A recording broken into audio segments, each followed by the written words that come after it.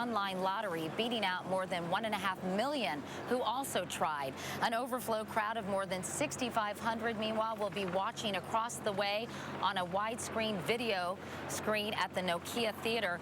And all over the world, people are watching on television and in theaters. What they and we will all see includes performances by Stevie Wonder, Mariah Carey, Usher, Lionel Richie, Kobe Bryant, Jennifer Hudson, John Mayer, and Queen Latifah. Many other celebrities will be in attendance, but also of note, who we won't see. Michael Jackson's good friend Elizabeth Taylor, who used Twitter yesterday to say, quote, she can't be part of the public hoopla, end quote. And she also said he would understand her feelings because she didn't want to share her grief with millions of people. Also absent today, Beyonce, Justin Timberlake, as well as Jackson's ex-wives, Lisa Marie Presley and Debbie Rowe, who said she didn't want to distract from the service. Let's go to Bill Whitaker, who is standing by at Forest Lawn Cemetery in the Hollywood Hills. Bill, tell us what transpired there already this morning. Good morning, Katie.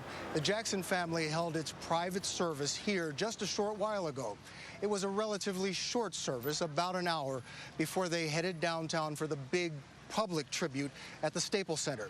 But here at Forest Lawn was the family's time, away from the spotlight, to say their final quiet farewell.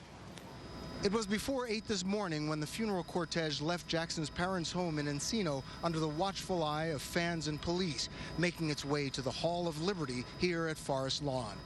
Last night, a casket believed to be Jackson's was delivered to the hall. An intimate group of family and friends gathered here, among them Michael Jackson's sister LaToya and brother Randy. They were back again today, this time with Jackson's parents, children, and other family and friends for a final private service. Many entertainment luminaries are buried here at this Hollywood Hills final resting place, including Mae West and Betty Davis, Stan Laurel and Sammy Davis, Liberace, Lucille Ball, and just recently Ed McMahon. Now, before Michael Jackson is buried here, his body goes downtown to the big tribute, the big public tribute at the Staples Center. Now, the cortege departed the cemetery about a half hour ago. Limousines, private cars, 37 in all, with a huge police escort going along the freeways here of Los Angeles to the tribute downtown. But now the private service is over, and Michael Jackson once again is delivered to his public. Katie? And Bill, this of course is all happening under a cloud of some legal troubles and legal wrangling about the Michael Jackson estate as well as custody of his children. Can you explain sort of what's going on there, Bill? Well, we know that the battle over the children could be a pretty brutal one. We've got Michael Jackson saying that he wants his mother to take care of his children, and now Debbie Rowe, the mother of the older two of the three children, says she might want to take custody, so that will end up in court.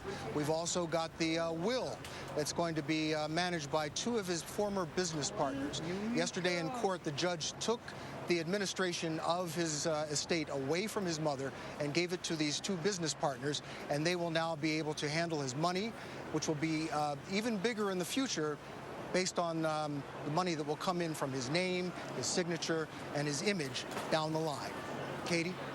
Right, and I know there's a hearing about his estate bill in August, and the first of the child custody hearings will be happening next Monday, so it should be very interesting to watch. Bill Whitaker at Forest Lawn Cemetery. Bill, thank you so much. Let's go to Ben Tracy now. Ben is here near me on the periphery of the Staples Center with some of the throngs of people who have gathered here to be part of this moment in history. Ben, what's going on there? Well, that's right, Katie. We're a long city block from the Staples Center, and back here, this is what the police are calling the cold zone. These are all the people that came down here without tickets simply because they wanted to be a part of this event. And some people came from a long ways away, including Vernice over here. Vernice, you came from New York City, is that right? I came from the Bronx, New York, Brian. I came a long way to see Michael, to say goodbye. And you told me your ticket cost about $900, so you are a big fan. Why do you want to be here so badly? Well, you know, I've always been a fan, I've never seen him since 1978, and now here we are in 2009. I've never gone to a concert because it's the crowds, but I had to get down here to say goodbye to him and his family, and, you know, he's just gone too soon. He's an icon, the king of pop. I just had to be here. My family sent me. I'm here on Facebook and everything, on the telephone with my people from New York.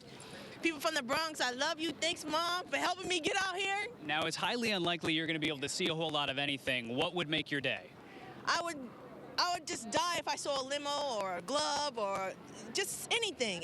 I mean, we were sitting out here early. I've been here since 7 o'clock this morning. I slept on the floor. My friends in Woodland Hills. I leave tomorrow, going back to work. Well, thank you so much, and hopefully you'll get to see something. Katie, as you can tell, there's a lot of energy out here, a lot of people very excited to simply be a part of this day in history. But Ben, are they frustrated that they're here, but they can't? Are they frustrated that they're here, but can't necessarily see the service itself? Yeah, I don't know if frustration's the right word, because I think they expected they weren't going to be able to see a whole lot. The police have been very clear, telling people don't come down here because you're not going to see much. But obviously there are a lot of people who simply want to be here in the general area. For them, that's experience enough. All right, Ben Tracy. Ben, thanks so much. Jeff Glore, meanwhile, is covering the law enforcement and security aspect of this monumental event. And Jeff, this is obviously presenting a lot of security, safety, and financial challenges to the city of Los Angeles.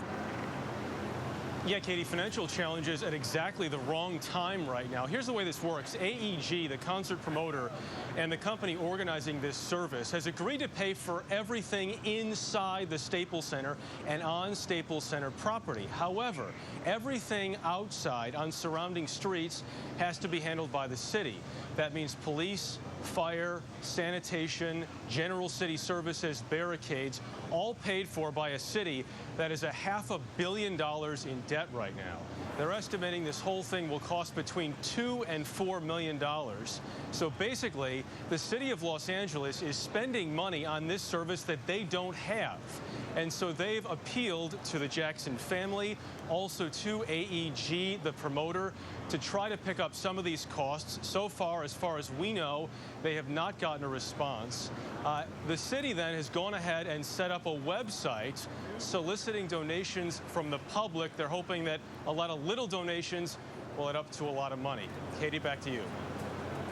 All right, Jeff Glore, thanks very much. Now, watching along with me, our journalist Randy Tabarelli, Randy's written many biographies of celebrities, including Michael Jackson, The Magic and the Madness, and a 10-time Grammy winner, music producer Kenny Babyface Edmonds, who knew Michael Jackson well and collaborated with him on a number of projects throughout his career. Gentlemen, thanks so much for being here with us. Nice to see you both. It's good to be here. Kenny, you first met Michael Jackson, and you knew him really through his whole life practically, but you first met him when you were in 8th grade. Tell us about that. Yeah, I actually was from Indiana, and the Jackson 5 came into the city, and I wanted to meet him so bad, so I pretended to be a journalist and called the promoter and said that I was Mr. Clayton, and I wanted these kids to interview kids, and I got in there, and the first time I met Michael, we were both 12, 13 years old, and I interviewed him, and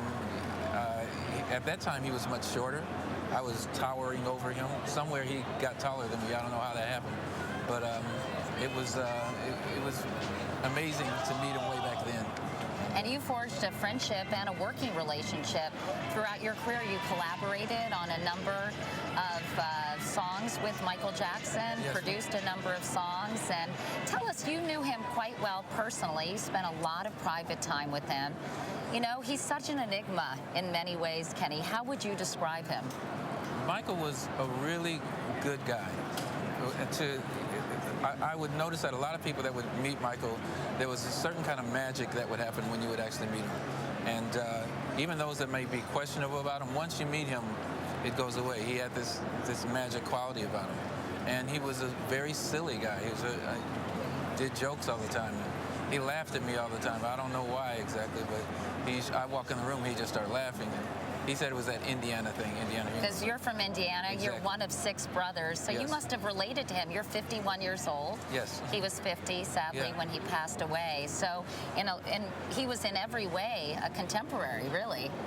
I think Michael, I wouldn't put myself on the same level as Michael. I don't know that anyone can. Michael came into this world as a kid next door that we all saw get on that stage and miracles happened when he hit that stage. And from that point on, it was an amazing thing. Let's just go inside the Staples Center because Smokey Robinson is speaking, and then we'll be able to talk some more. Michael wanted me to be there for his children, and I will be there if they ever need me. I hope today brings closure for all those who loved him. Thank you, Catherine and Joe, for sharing your son with the world and with me. I send my love and condolences to the Jackson family. Diana Ross.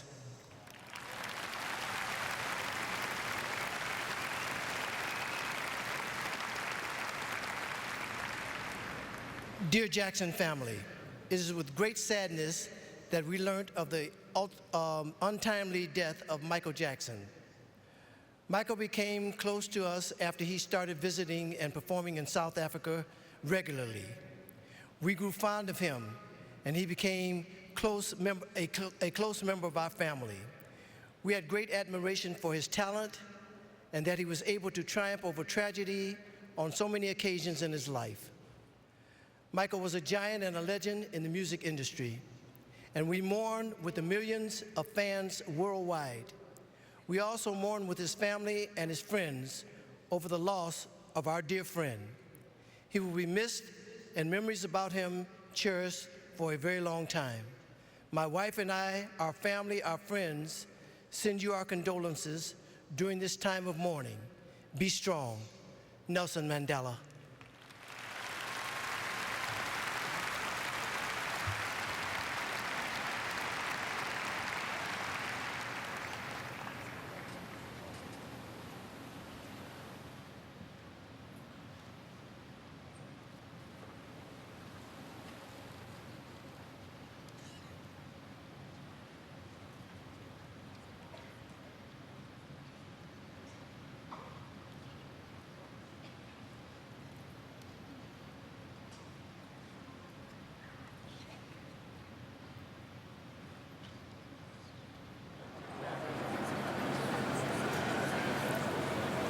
Randy, tell us a little bit about the arrangements for this really huge spectacle of a memorial service. Did things run smoothly? Was there a lot of infighting? There seems to have been a fair amount of chaos surrounding the planning of this, which may be expected given his untimely death and the speed at which they had to plan this. Well, you know, Kenny and I were just talking about the fact that Michael would have loved this. This is the kind of major event that Michael would have wanted. And of course, there's always chaos when you put together something like this very quickly. You know, but I think what we've seen out here is a lot of respect. This has been a very well-behaved crowd. It's a big crowd. I've never seen anything quite like this, maybe since the Victory Tour, you know. And it seems to be very orderly, and I think that this has been very well put together considering the amount of time that they had to orchestrate this. Tell us a little bit about the comeback tour that he was planning in London. There seems to have been a lot of excitement surrounding that. Was he excited? Did he feel responsible, obligated? Do you know how he was looking toward that event? Well, you know, that event actually started because Michael really wanted to perform for his children. That was sort of the original idea of that event. You know, Michael said that while he's old enough to be able, while he's young enough to be able to do it, and his children are old enough to be able to enjoy it, he wanted to be able to perform for his kids. And then it kind of blew up from there and became a major event, as everything involving Michael Jackson eventually did. And he became very excited about the prospect of going out there and doing what he did so well. And he, you know, we've seen the footage, the rehearsal footage of Michael right here at the Staples Center when he was rehearsing 2 days before his death. And wow, I mean, Kenny, he looked great. He looked great. He looked great. I mean, it really looked like Michael Jackson was on his way, you know, to coming back and being strong.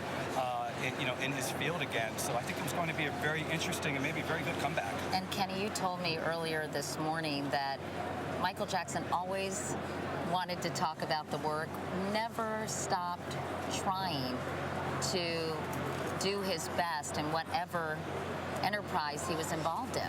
It had to be the best, and I think sometimes that's why he would put so much money into things, because it couldn't be anything but the best. And so whatever it took, whatever you had to do to make it the best thing. As we said, this event right here, the fact how it's come out and how everyone has come out to support and all the love that's happening, this is kind of the best for him. You know, he would look at this, this is amazing, that's how he would want it. And I'm sure he was preparing for this tour in the same way. He was ready to go.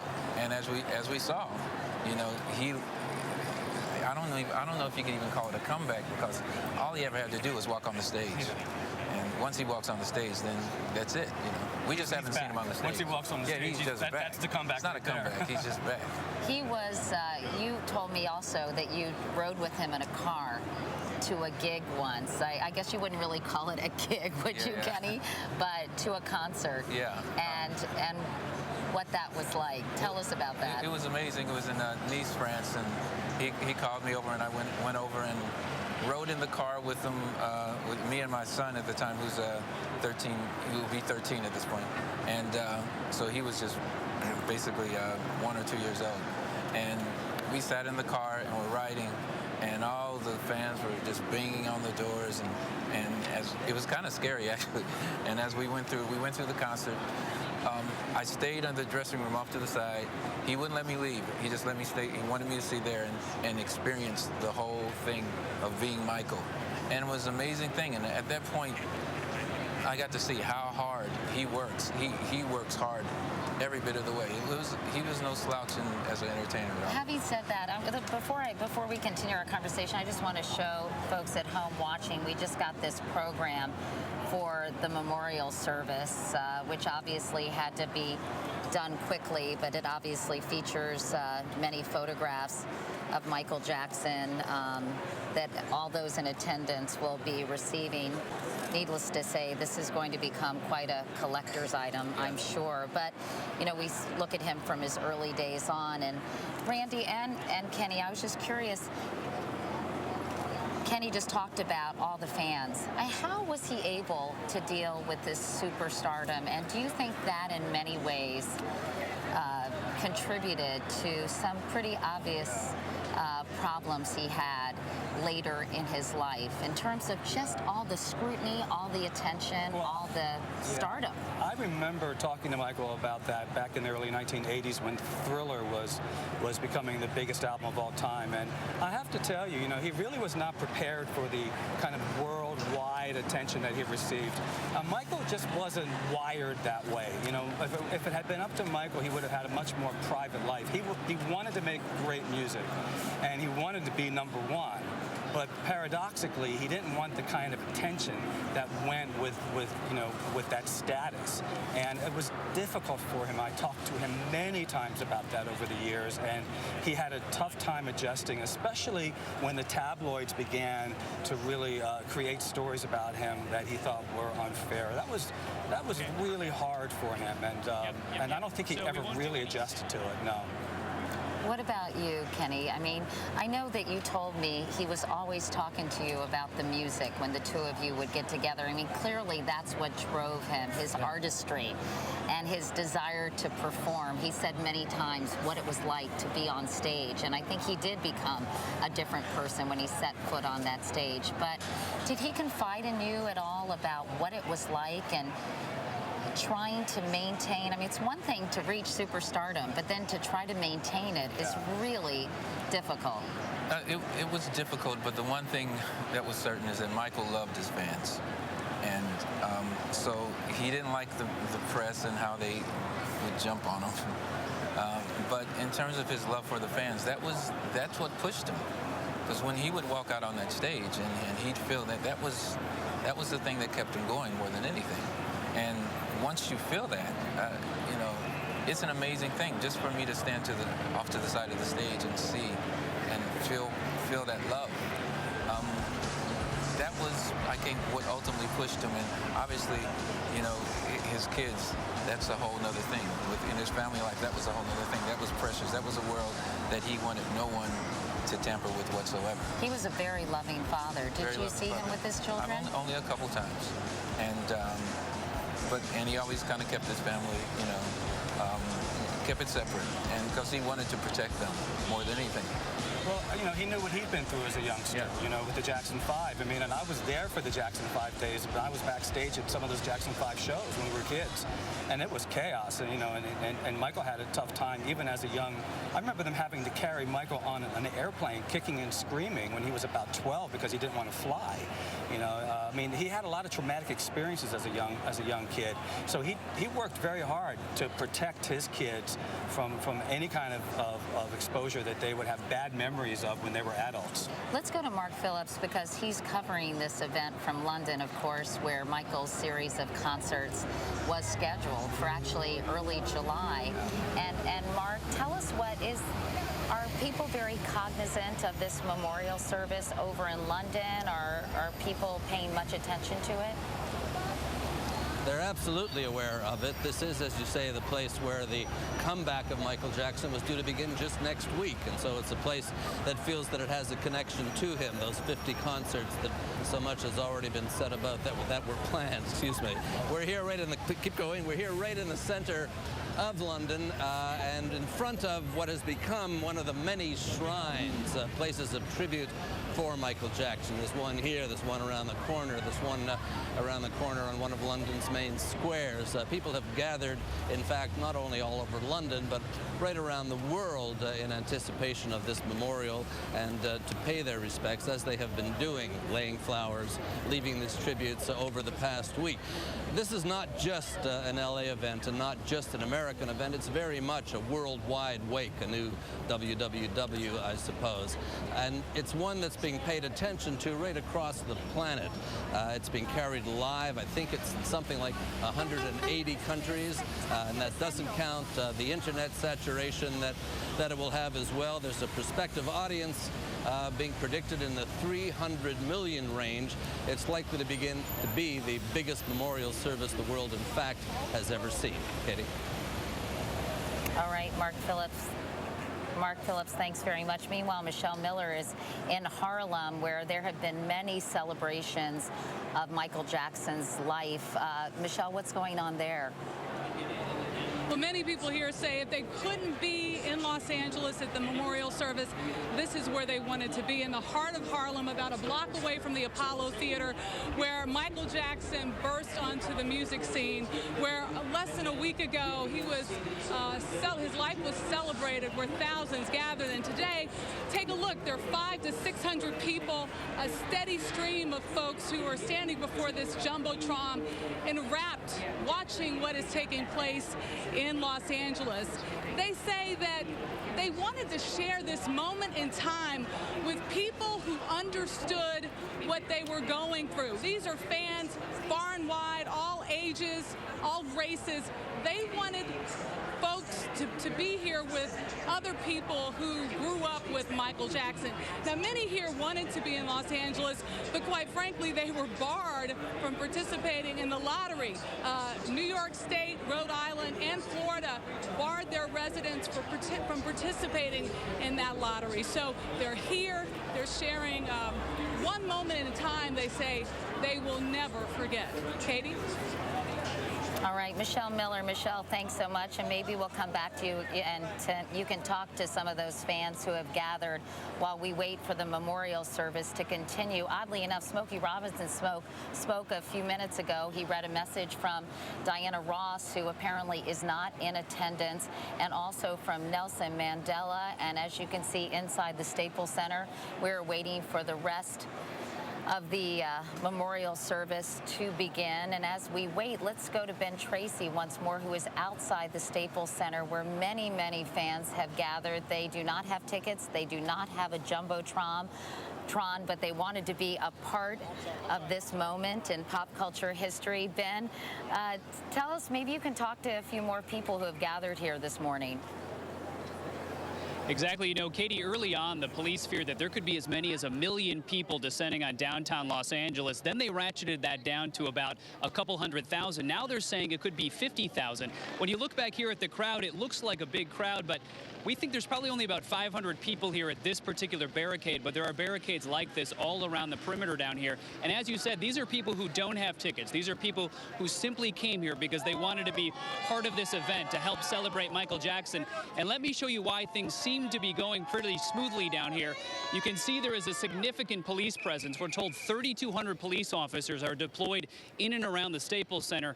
That is a larger police contingent that they had during the '84 Olympics that were held here in Los Angeles. So they're clearly hoping that these crowds will just be here, have fun, trying to participate in the event.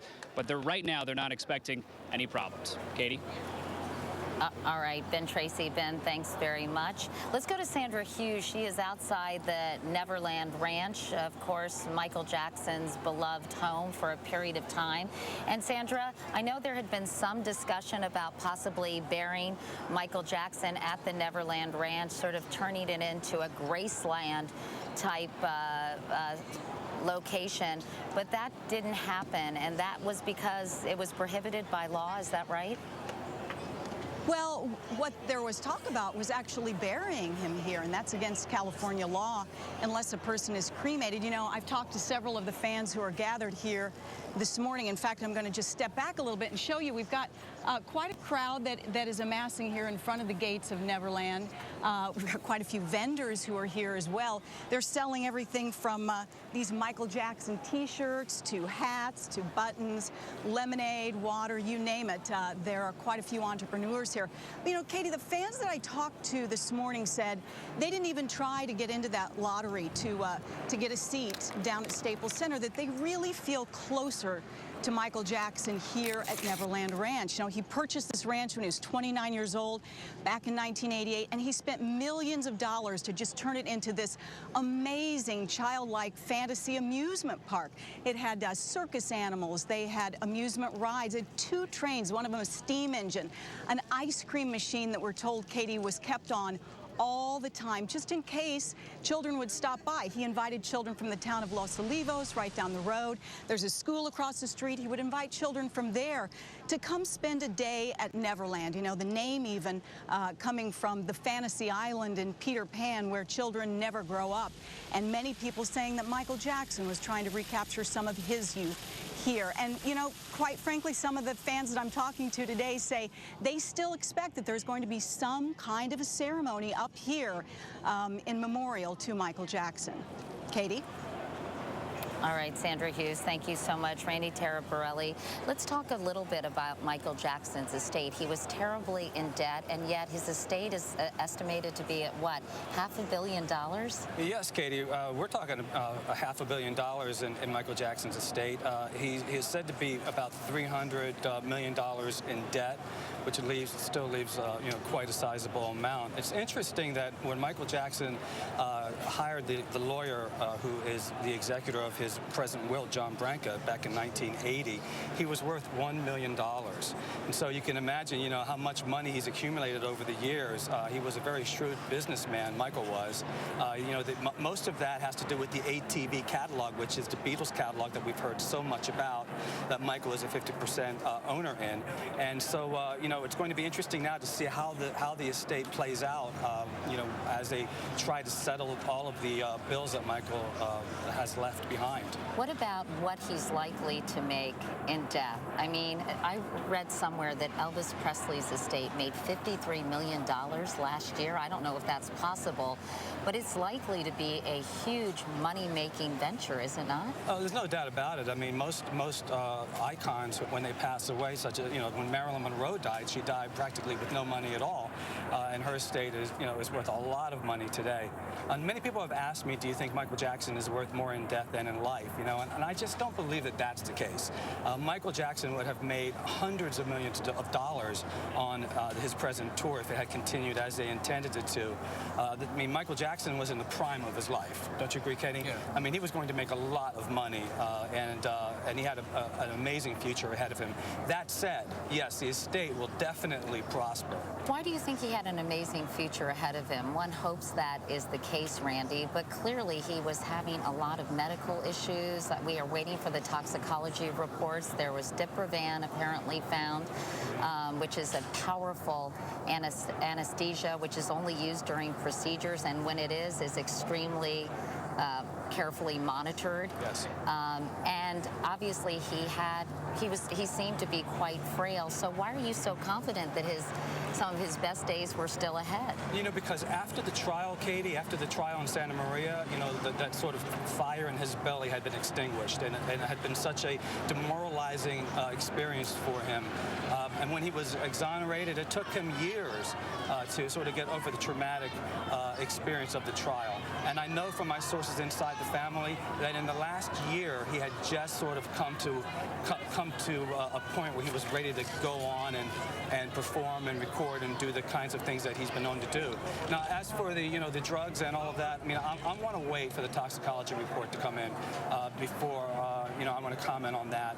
I'm hoping, like Germaine and I talked about this, I mean, I'm hoping that none of that's the case. We'll find out when those reports come in, and that would be very interesting. How much you mentioned that the trials really were very demoralizing for him. On the other hand, there's still many people in this country, as you well know, Randy, who think that Michael Jackson was involved in inappropriate and illegal behavior. Well, I sat in that courtroom every single day right behind Michael Jackson, and I listened to the evidence, and I have to say that I wasn't convinced, and that was my opinion of that situation. Let's go inside the Staples Center, where I understand the memorial service is about to continue.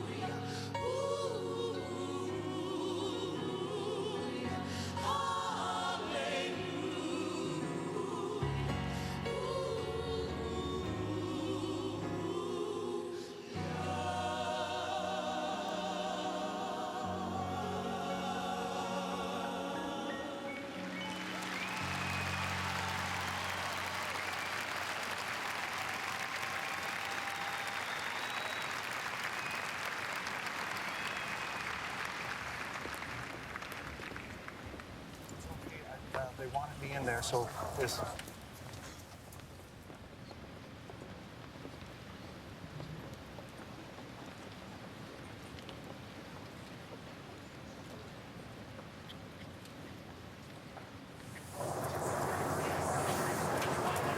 As we wait for the memorial service to continue, we're joined by Brian Oxman, the Jackson family attorney, yes, and spokesman, or? It is great to see you, Katie. Nice to see you as well. What a day to be here.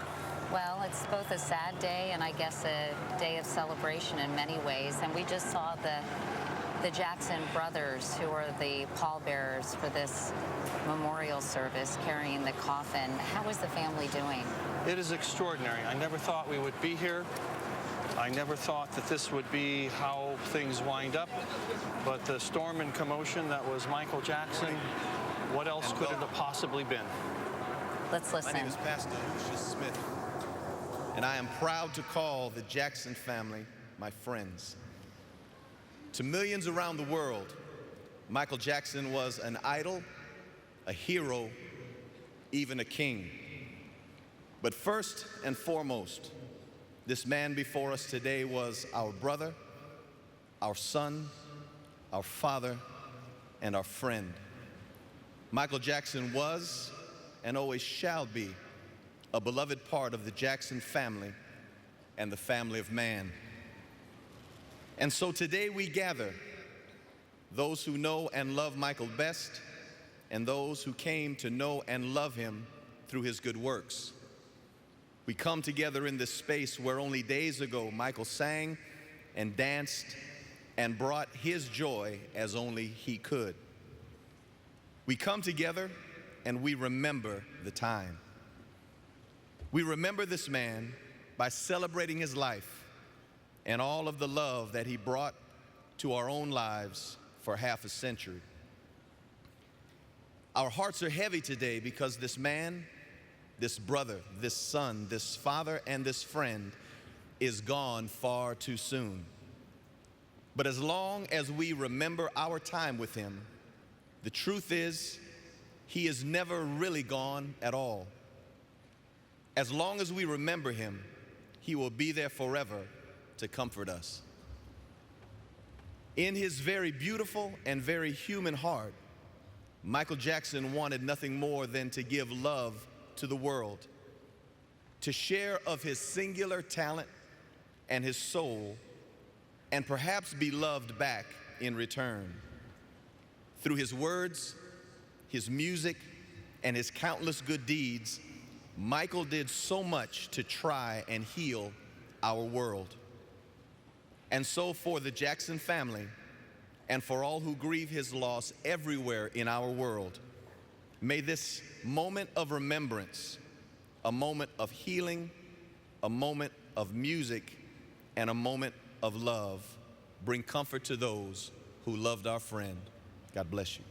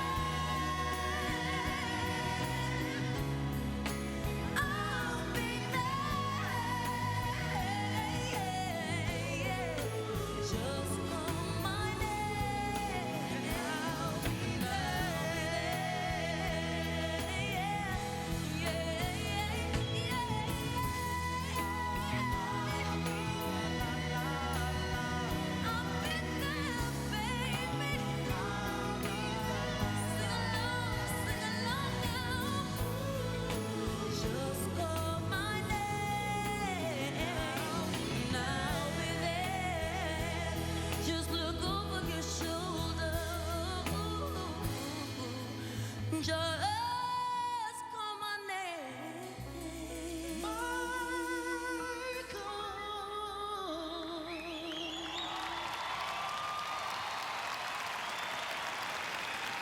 We never will say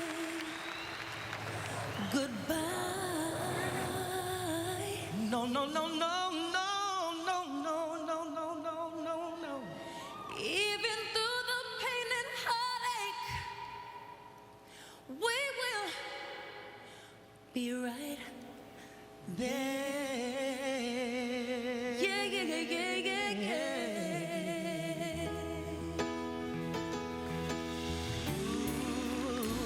Gonna be right there. Gonna be right there. Gonna be right there. Thank you, Jesus. We miss you.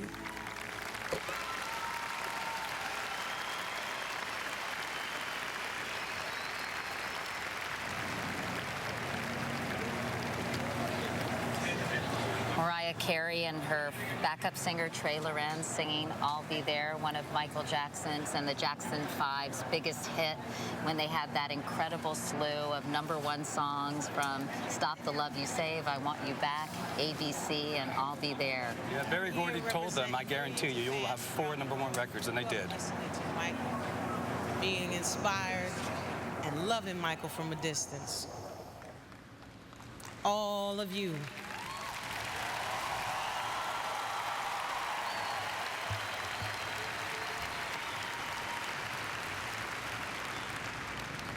Somehow when Michael Jackson sang and when he danced, we never felt distant. We felt like he was right there, right for us. You believed in Michael and he believed in you. He made you believe in yourself. I loved him all my life.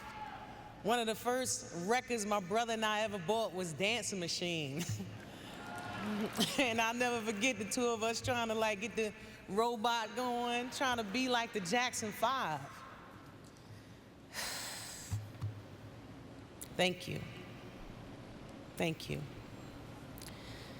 Michael was the biggest star on earth.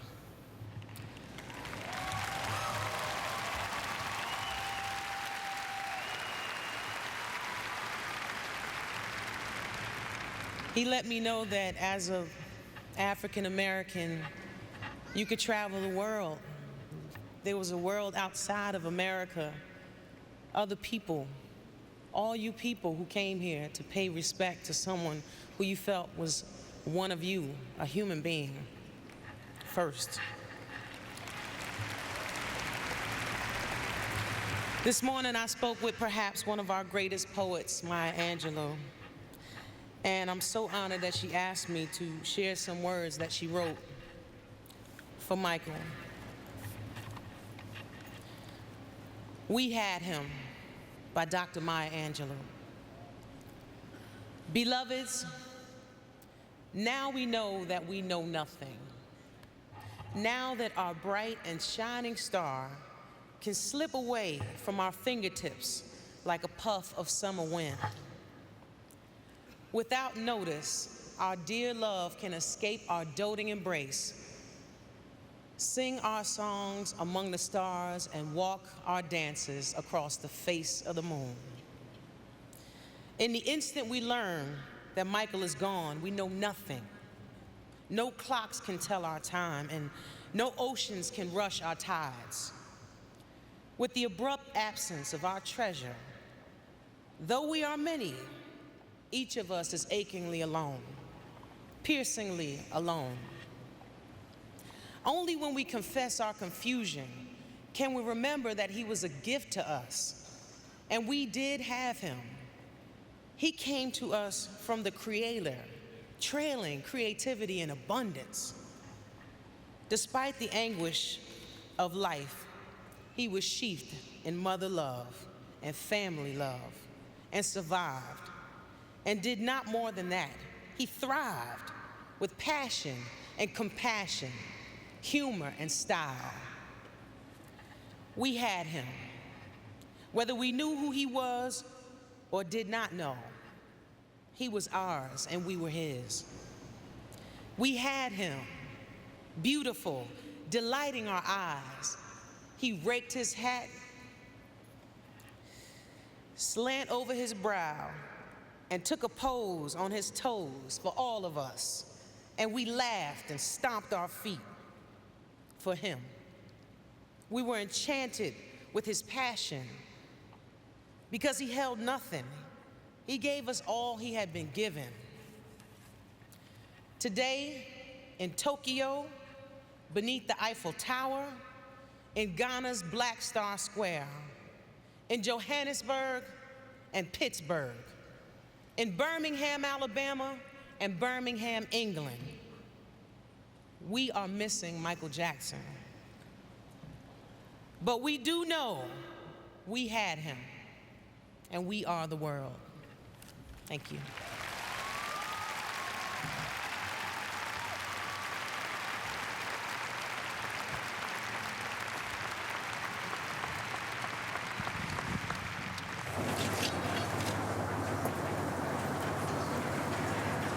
Queen Latifah really expressing the views of so many people who grew up listening to Michael Jackson. Yeah.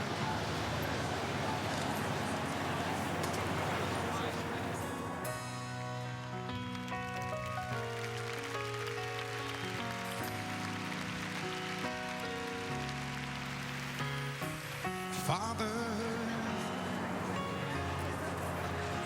help your children. I know, Aaron. And don't let them fall by the side of the road. Oh, and teach them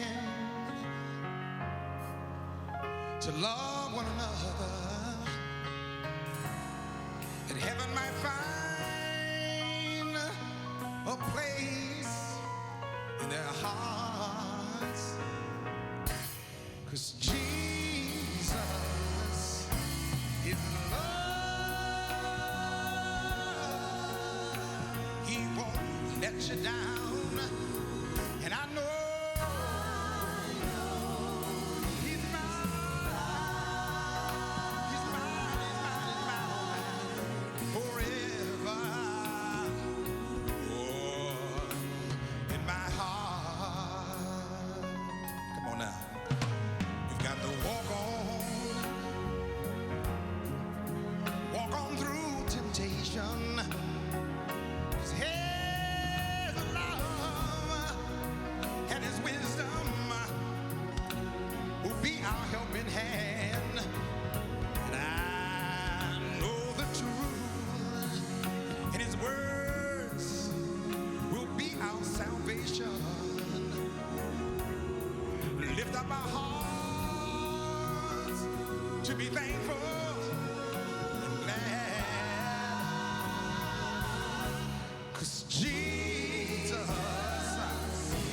is love. Yeah, yeah. He won't let you down. And I know, oh, yeah, He's mine. He's mine, He's mine, He's mine, oh mine, forever.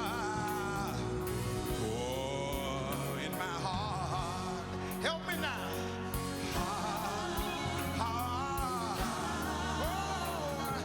Deep in my heart, yeah. I know.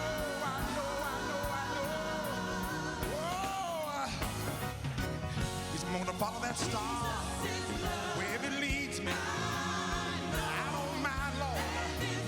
I hope you don't mind. Walk with you, talk with you, do all the things you want me to do. Oh, who will pick you up, oh, when you fall, who will stand beside you, who will love us all. Yeah, Jesus,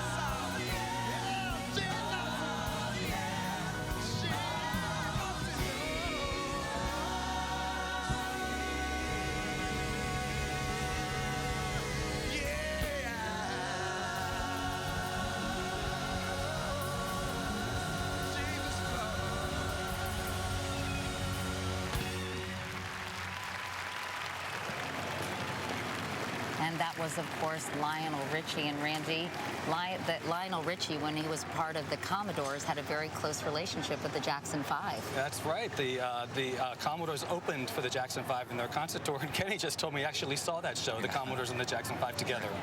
And did they maintain a friendship throughout their lives? Well, of course, and Lionel Richie collaborated with Michael Jackson on We Are the World, and that was a huge record that generated a lot of money. He was driven by his hunger to learn, to constantly top himself, to be the best. He was the consummate student. He studied the greats and became greater. He raised the bar and then broke the bar. His talent and creativity thrust him and entertainment into another stratosphere. The Motown family mourns the death of our friend and brother, Michael Jackson, who was like a son to me. Our deep condolences go out to all his family, his parents, Joe and Catherine,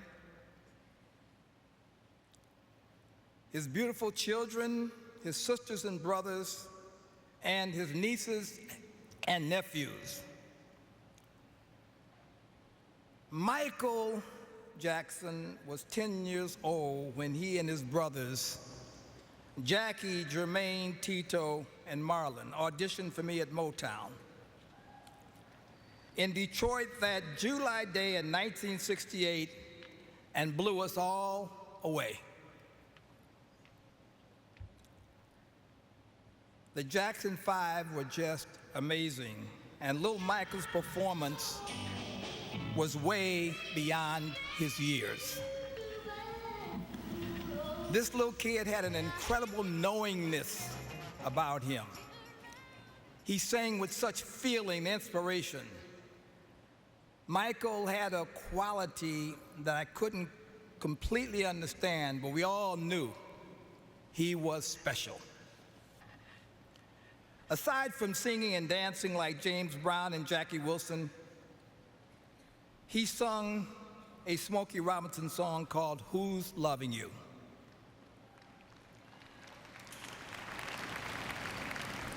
He sang it with the sadness and passion of a man who had been living the blues and heartbreak his whole life. And as great as Smokey sang it, I thought Michael was better. You know. I went to Smokey and I said, hey man, I think he got you on that one. Smokey said, me too. That was Motown. Motown was built on love and competition, and sometimes the competition got in the way of the love, but the love always won out. We competed on everything. In California, we had a baseball game every week, the Jacksons versus the Gordys. Unfortunately for us, Tito and Jackie were big home run hitters. They would knock the ball out of the park. But then, so was my son, Barry. And I'm not going to tell you who won most of the games, but I will tell you that the Gordys cried a lot. And even though little Michael was the catcher for the Jacksons and missed a lot of balls, we still cried a lot.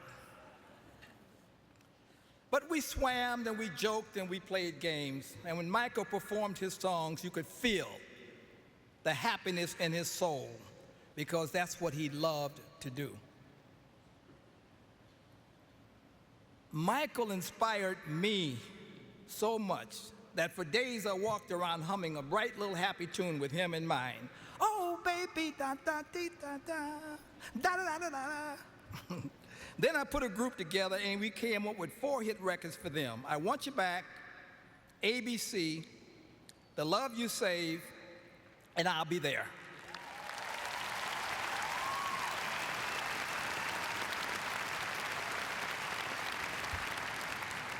The Jackson 5 was the only group in history to have their first 4 records go to #1.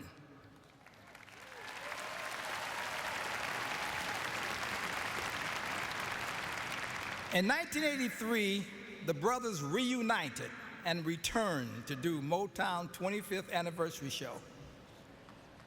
After a high-powered, dazzling medley of their songs, Michael took the stage alone and made pop history. From the first beat of Billie Jean and the toss of that hat, I was mesmerized. But when he did his iconic moonwalk, I was shocked. It was magic.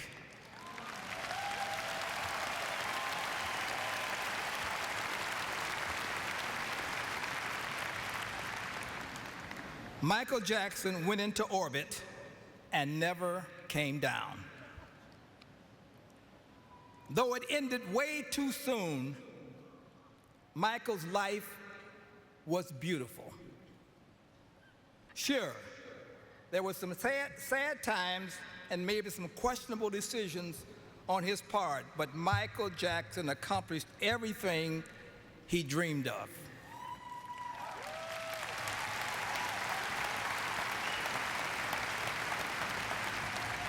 At 10 years old, he had passion. He had passion to be the greatest entertainer in the world, and he was willing to work as hard to do whatever it took to become what he indeed became, the undisputed king of pop, the world over.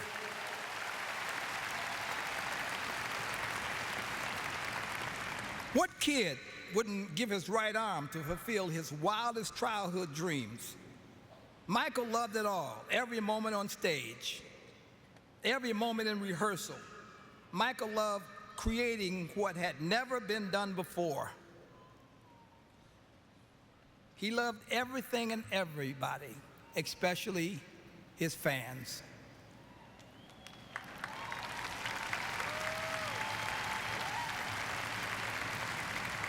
I must say, though, that he did have 2 personalities.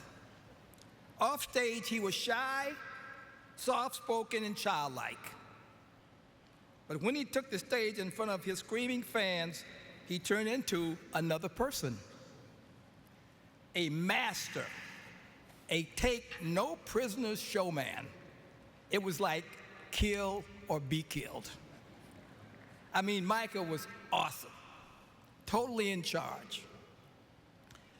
In fact, the more I think and talk about Michael Jackson, I feel the king of pop is not big enough for him. I think he is simply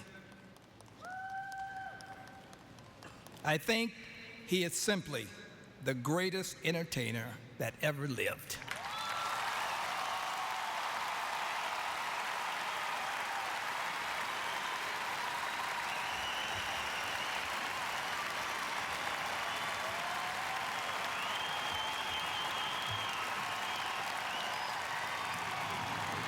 Very moving speech by Gordy saying that Michael was like a son to him and that, quote, this little kid had an incredible knowingness about him, but he almost turned down the Jackson 5, didn't he? Well, he had little Stevie Wonder, and he said that's enough for one company. And yeah, he almost turned it down until we saw a videotape of Michael and the boys performing, and then he knew there was no way to turn that down. And it was Suzanne Topaz that definitely made him say, stop, you better check these guys out. She was a Motown powerhouse, and she was very instrumental in the career. Yeah, very instrumental. She did the costumes and worked with them with the choreograph. Thank you for the joy. Thank you for the love. You will live in my heart forever. I love you.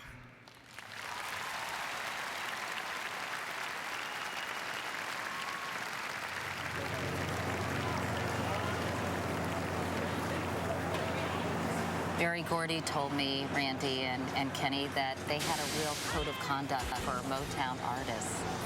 which I think was helpful to Michael when he was young and maybe hurtful when he left Motown. Let's listen to the musical.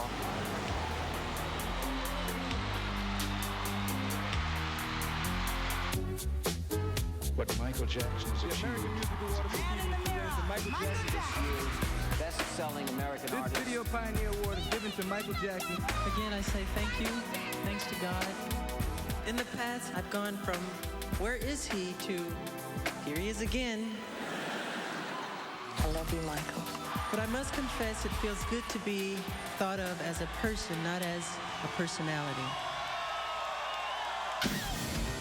Fame, fortune, they're all illusions.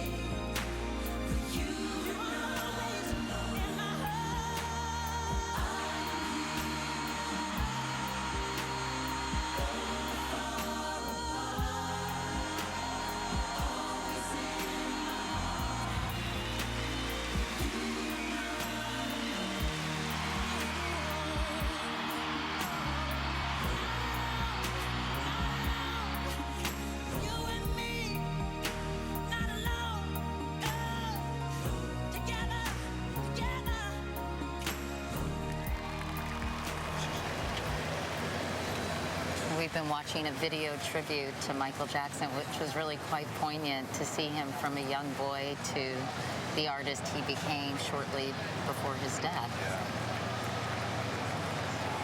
We were saying earlier that as a boy, he acted more like a man, and as a man, he acted more like a boy, and was always really trying to recapture the childhood he never had, wasn't he, Kenny? Yeah, pretty much. As we can see, Stevie Wonder is coming up to the stage. They were very close, weren't they, Randy? Oh, yes, very close.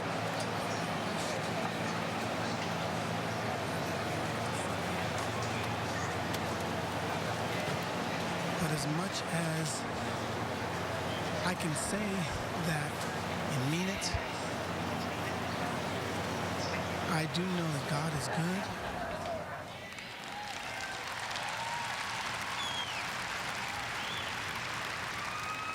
And I do know that as much as we may feel, and we do, that we need Michael here with us, God must have needed him far more.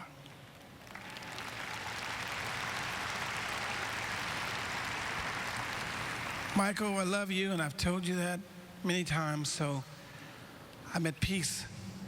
I'm at peace with that. I as well told you that I never ever imagined that I would write a song that would be sent to Quincy Jones and you would hear it, and my sister Renee would get me the cassette and I'd hear it back and be amazed that you did this song, and so incredibly so you did this song.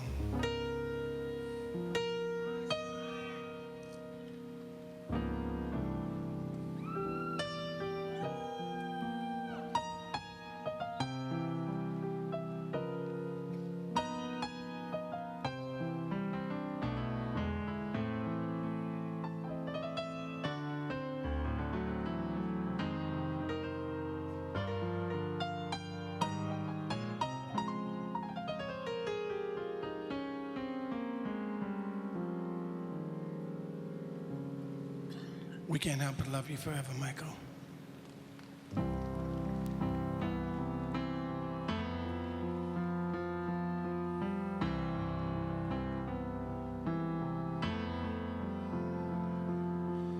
I never dreamed you'd leave in summer.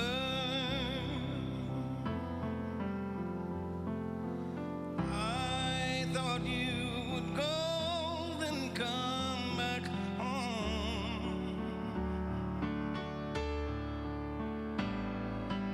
I thought the cold would leave by summer, but my quiet nights will be spent alone.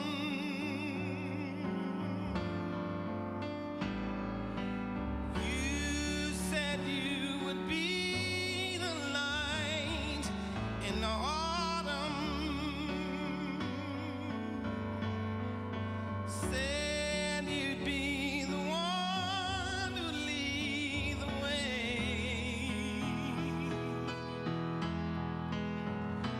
No, I never dreamed you'd leave in summer, but now I find my love has gone away. Michael, why didn't you stay?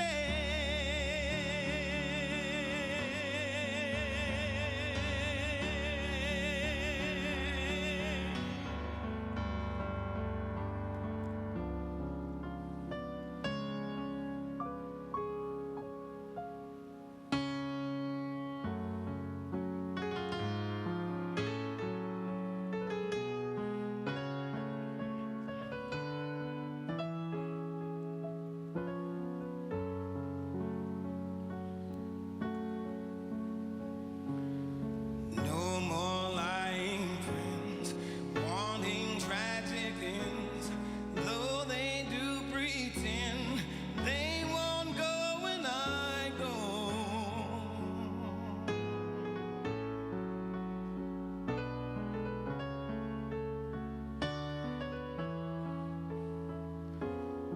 All those bleeding hearts with sorrows to impart were right here from the start, and they won't go when I go, and I'll go.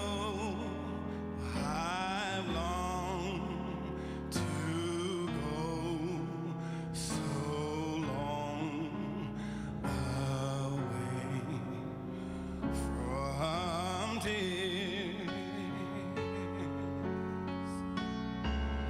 Unclean minds mislead the cure, the innocent believe for sure. For them there is a risen place.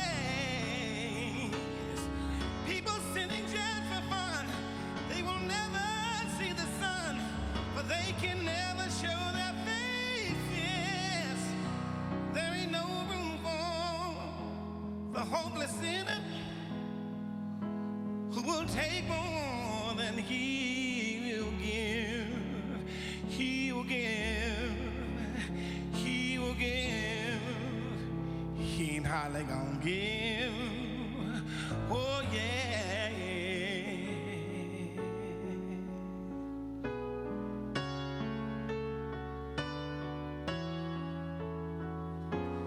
The greed of man will be far away from me, and my soul will be free, and they won't go when I go.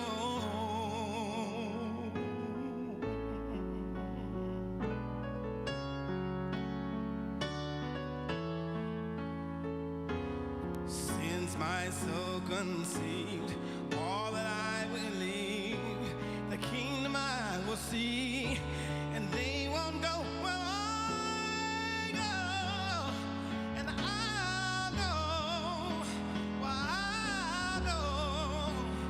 No one can keep me from my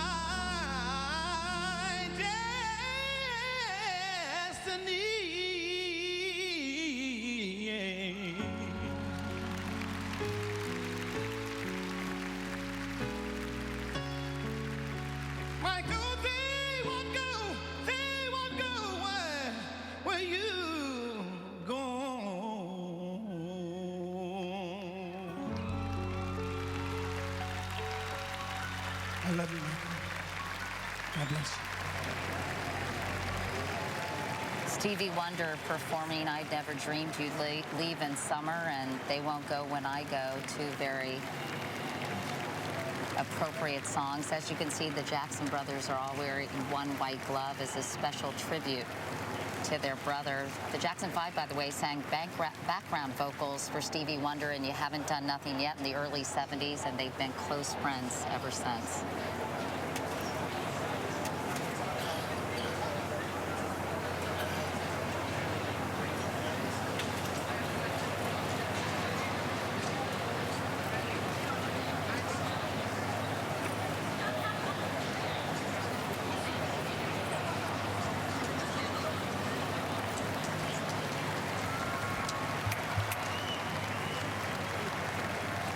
We all know that nobody ever gave on stage like Michael Jackson. But Michael was also a true humanitarian who gave just as much off stage as he did on the stage. Michael and his family came from humble roots, and Michael always cared very deeply for those in need. And beyond all of his records that he broke as a recording artist, Michael even made the Guinness Book of World Records for most charities supported by a pop star.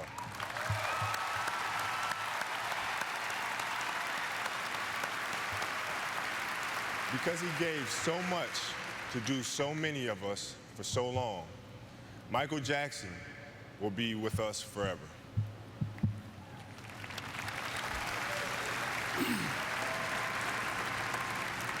I met Jackie Jackson about 30 years ago, and he was a season ticket holder for the Lakers, as well as his brother Marlon. Jackie and I became friends, and he began to invite me out to their home. Then I got to know the brothers and the sisters and his incredible mother and father. We loved to play with firecrackers and just have fun. And Barry, just like you lost to the Jacksons in softball, so did I. And we had some incredible times together. Then Jackie invited me to go on tour with the brothers. And then I got to see the genius of Michael Jackson. He was so incredible. He always had command of not only the band, his brothers, but also the audience. I truly believe that Michael made me a better point guard and basketball player as I watched him be so great and be the greatest entertainer ever.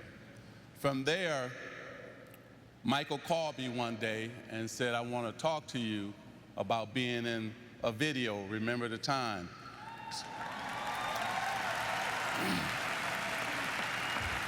But I had to double check with Jackie to make sure it was really Michael, because I was scared to death to go over to his house because this was my idol. He was everything to me. So I went over to his house to have dinner. The chef came out and said, what would you like? I said, some grilled chicken. So as we began to talk about the video and what he wanted me to do, the chef bought me out the grilled chicken, but he bought Michael out a bucket of Kentucky Fried Chicken. And I went crazy like, wait a minute, Michael, you eat Kentucky Fried Chicken? That made my day. That was the greatest moment of my life.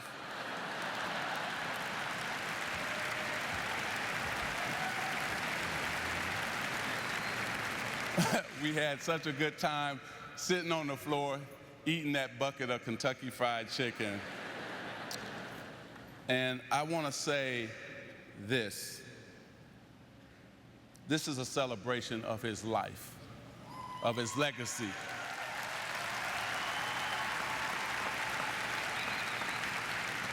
I want to thank Michael for opening up so many doors for African Americans to be on daytime shows, late night shows.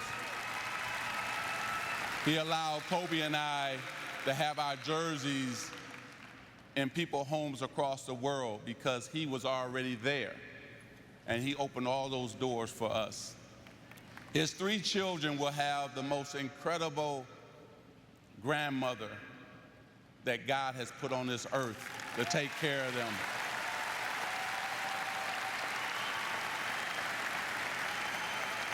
Michael's 3 children will have incredible uncles and aunts to take care of them as well. And they will have plenty of cousins to play with. So may God continue to bless this incredible family. We say that we're praying for you, remain strong. We want to thank the city of Los Angeles for putting this on, AEG for putting it on as well. And may God continue to bless you, Michael.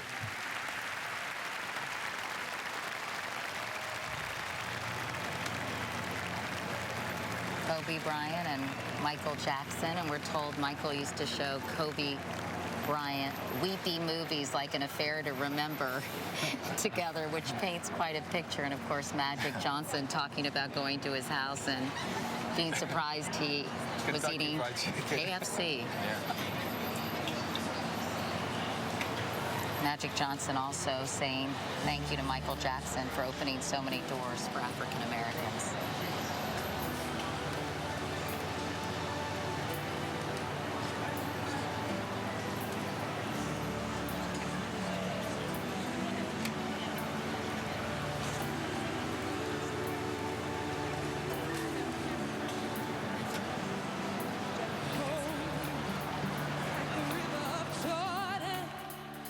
And I was in say to thee, you are my friend.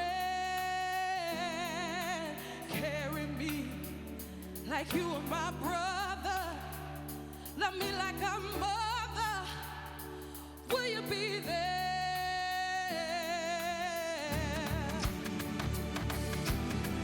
Yeah. Yeah. Oh, Lord.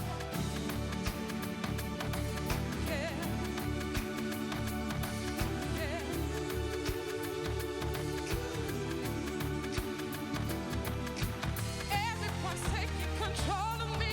Seems like the world got a role for me. I'm so confused. Will you show to me?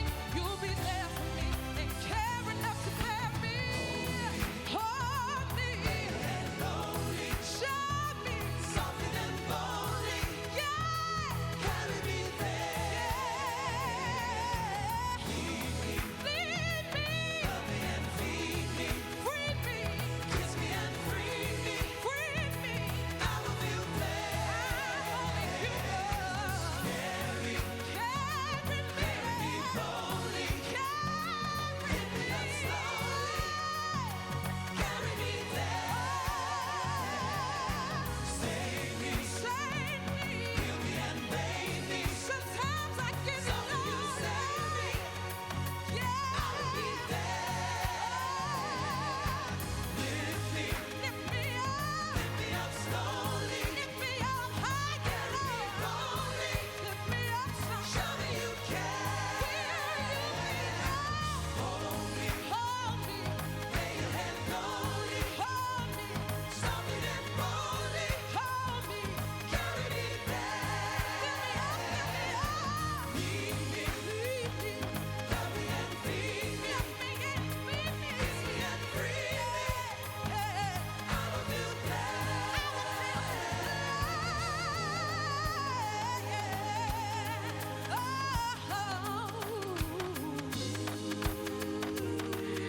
In our darkest hour, in my deepest despair,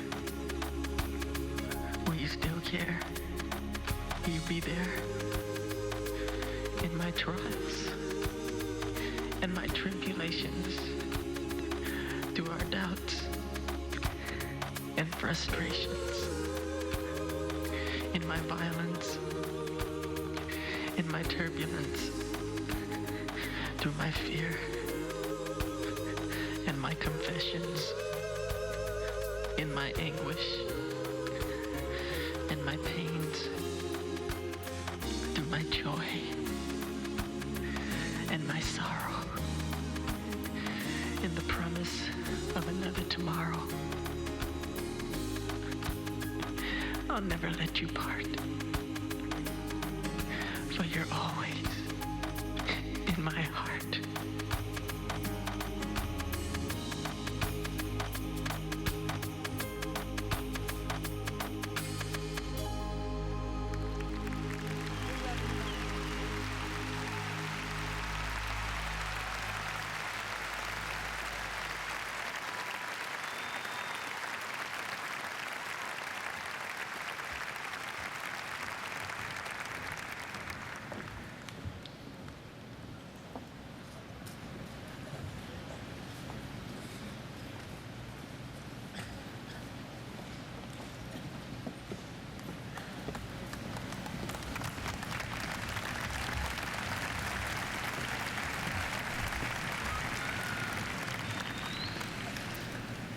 All over the world today, people are gathered in love vigils to celebrate the life of a man that taught the world how to love. People may be wondering why there's such an emotional outburst, but you would have to understand the journey of Michael to understand what he meant to all of us. For these that sit here as the Jackson family, a mother and father with 9 children that rose from a working class family in Gary, Indiana. They had nothing but a dream. No one believed in those days that these kind of dreams could come true. But they kept on believing, and Michael never let the world turn him around from his dreams.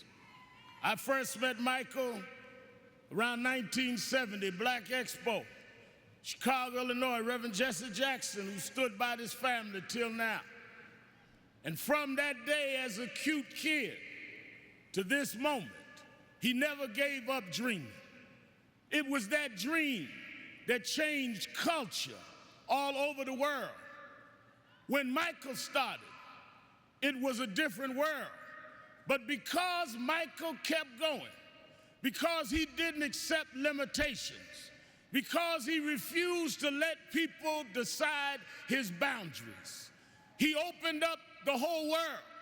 In the music world, he put on one glove, pulled his pants up, and broke down the color curtain, where now our videos are shown and magazines put us on the cover. It was Michael Jackson that brought blacks and whites and Asians and Latinos together. It was Michael Jackson that made us sing "We Are the World" and feed the hungry long before Live Aid.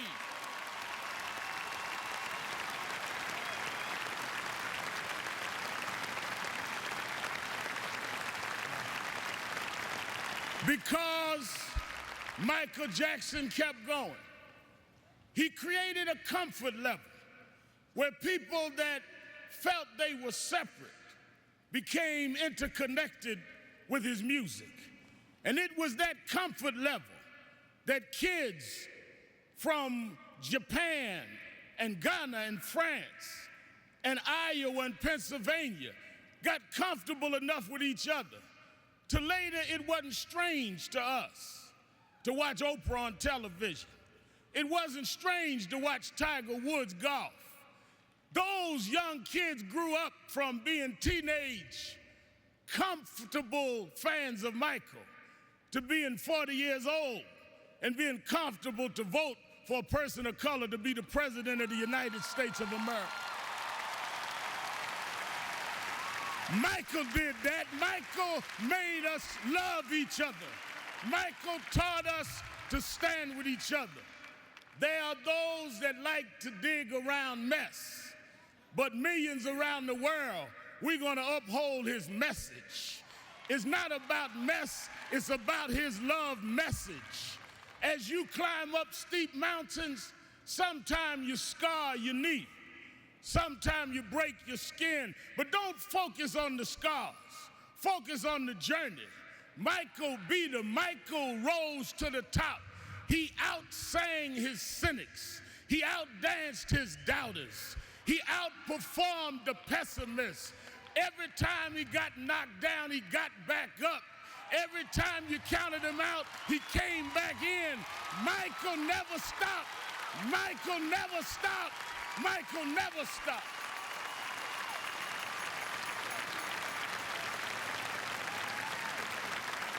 I want to say to Mrs. Jackson and Joe Jackson, his sisters and brothers, we thank you for giving us someone that taught us love, someone that taught us hope. We want to thank you because we know it was your dream too. And we know that your heart is broken.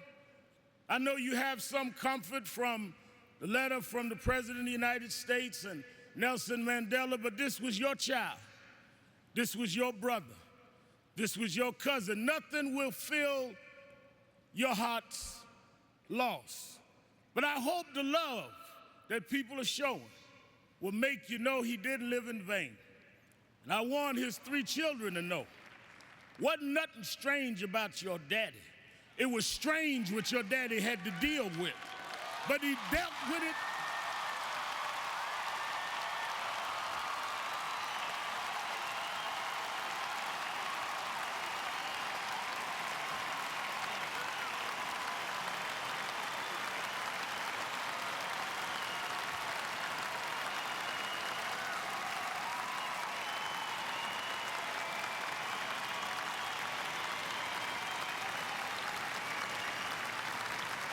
He dealt with it anyway.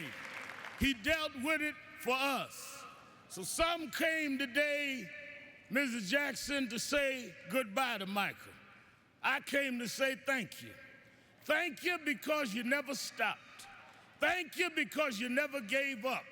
Thank you because you never gave out. Thank you because you tore down our divisions. Thank you because you eradicated barriers. Thank you because you gave us hope. Thank you, Michael. Thank you, Michael. Thank you, Michael.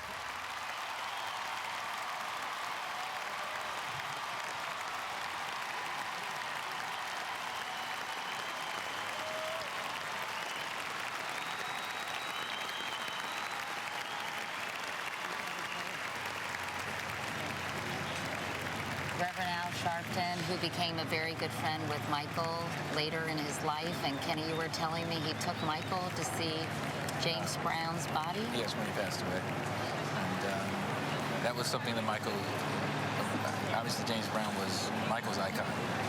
So that's what got Michael started. So that was a very special thing for Michael to be able to be a part of that. And Al Sharpton, they became friends. They became friends. And when Michael had problems with Sony, Al Sharpton had a press conference to try to help Michael air his grievances with his record company.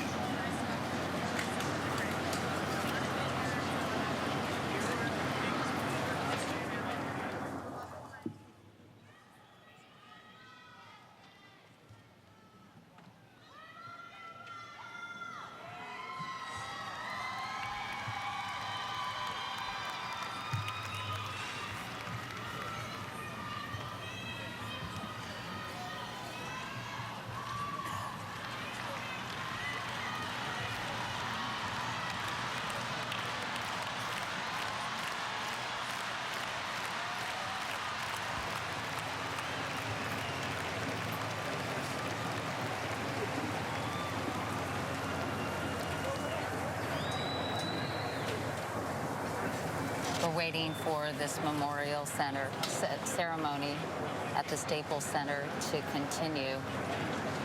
Brian Oxman told us earlier that Randy Jackson was really taking the lead in the funeral arrangements because it was slightly chaotic, but over the weekend he is the go-to guy. Let's listen to John Mayer, who's now performing.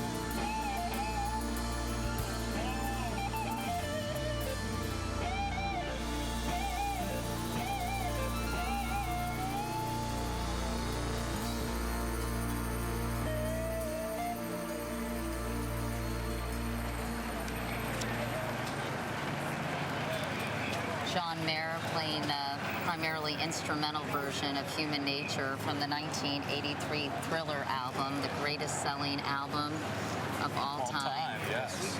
Which really catapulted Michael Jackson into solo superstardom, didn't it? No doubt, into the stratosphere at that point. Although Off the Wall also was enormously successful prior to that. It was huge, but Michael thought it should have been bigger, and then thus Thriller. And he was so driven to repeat the success of Thriller after that, and was always disappointed when, say, Bad didn't do as well as Thriller, despite the fact it sold, what, 25 million copies worldwide.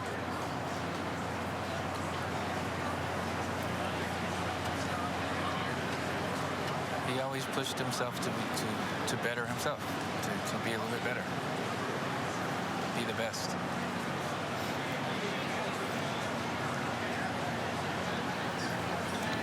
I think approaching this microphone is Brooke Shields.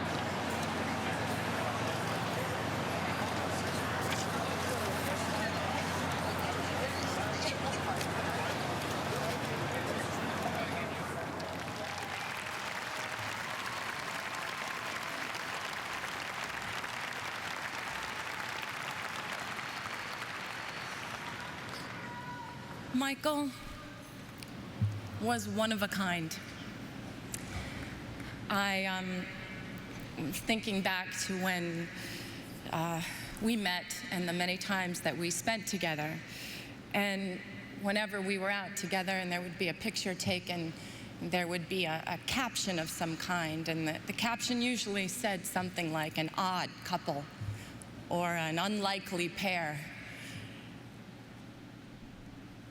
But to us, it was the most natural and easiest of friendships. I was 13 when we met, and from that day on, our friendship grew. Michael always knew that he could count on me to support him or be his date, and that we would have fun no matter where we were. We had a bond. And maybe it was because we both understood what it was like to be in the spotlight from a very, very young age. I used to tease him and I'd say, you know, I started when I was 11 months old. You're a slacker. You were what, 5? Both of us needed to be adults very early. But when we were together, we were two little kids having fun. We never collaborated together. We never performed together or danced on the same stage, although he did try in vain one night to unsuccessfully teach me the moonwalk. And he just basically just shook his head and crossed his arms at my attempt. We never filmed a video or recorded a song, but what we did do was laugh. It was always a competition to see who could make the other one laugh more or be sillier.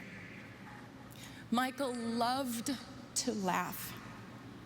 His heart would just burst out of him when he was laughing. He adored it when I did silly imitations or told him stories about my life. MJ's laugh was the sweetest and purest laugh of anyone's I had ever known. His sense of humor was delightful, and he was very mischievous. I remember it was the night before Elizabeth Taylor's wedding, and he had called me prior and asked if I would join him. He didn't want to be alone for all the festivities. And it was the night before the big day, and Michael and I tried to sneak in to get the first peek of the dress. and we were just giggling like crazy. And we almost passed out in hysterics when we realized that Elizabeth was actually asleep in the bed. We thought she was in an entirely different room. And we had to laugh and sneak out.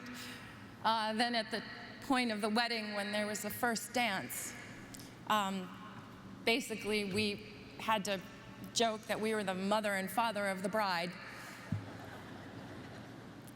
Yes, it may have seemed very odd to the outside, but we made it fun and we made it real.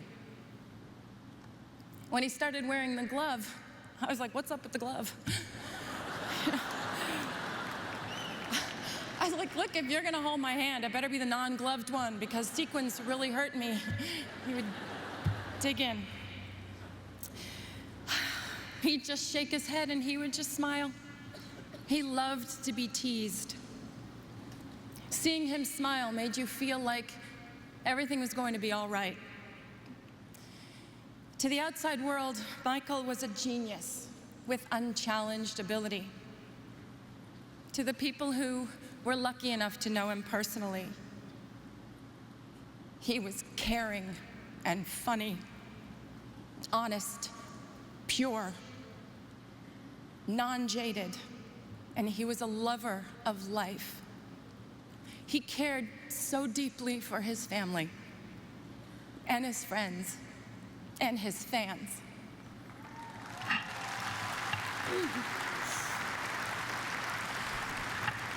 He was often referred to as the king, but the Michael that I knew always reminded me more of the Little Prince.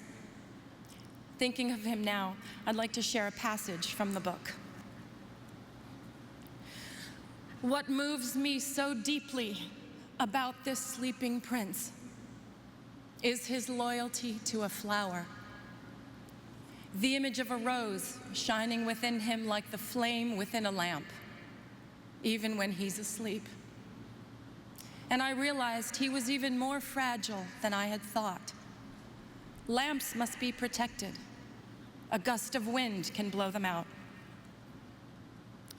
Michael's sensitivity was even more extraordinary than his talent. And his true truth resided in his heart. As the Little Prince also said, eyes are blind. You have to look with the heart. What's most important is invisible. Michael saw everything with his heart. To his family, his brothers and sisters, Catherine, Joe, and to his children, Prince, Paris, Blanket, my prayers are with you.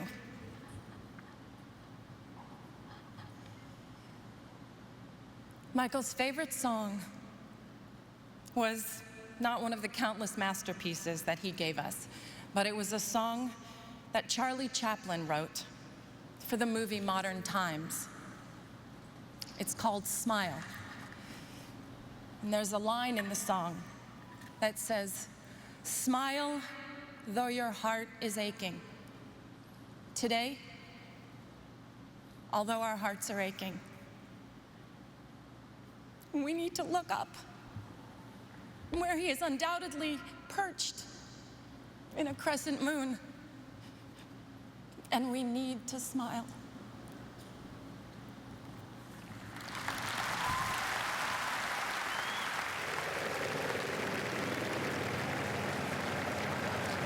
Someone who knows Michael's experience as a young performer very well, Brooke Shields, who has been famous since she was 11 months old doing commercials, and obviously felt a kindred spirit.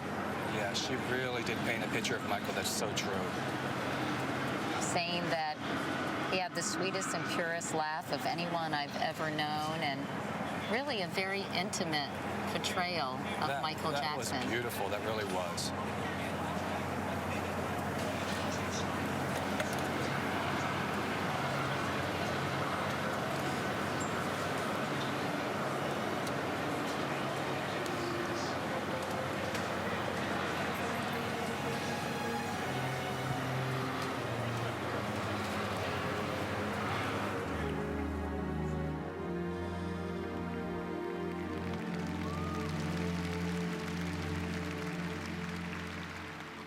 Smile, though your heart is aching. Smile, even though it's breaking. When there are clouds in the sky, you'll get by. If you smile with your fear and sorrow, smile and maybe tomorrow you'll find that life is still worthwhile if you just light up your face with sadness, hide every trace of gladness all through the years. We'll be ever so near. That's the time you must keep on trying. Smile, what's the use in crying? You'll find that life is still worthwhile if you just smile. Though your heart is aching, smile, even though it's breaking. When there are clouds in the sky, you'll get by.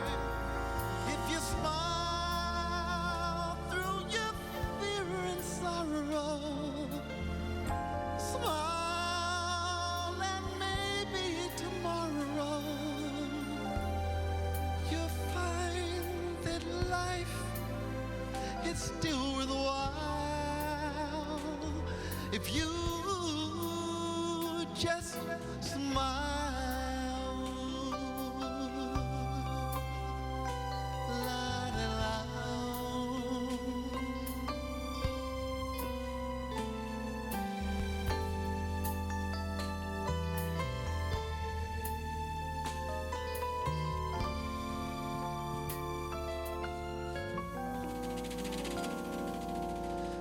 That's the time you must keep on trying. Smile, what's the use in crying? You'll find that life still worthwhile if you just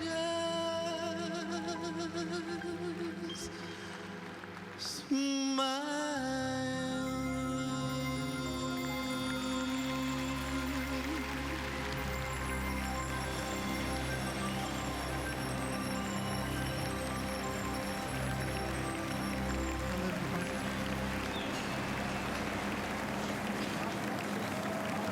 Big brother Germaine singing Michael Jackson's favorite song from the 1936 movie Modern Times, Yes. Smile, and a song that Michael himself recorded, Randy. Yes, he did on the History album in the early 1990s. It's a great album and a great song. What a performance by Germaine. Germaine was great. It was beautiful. It's just amazing. That had to be so difficult for him. Yeah.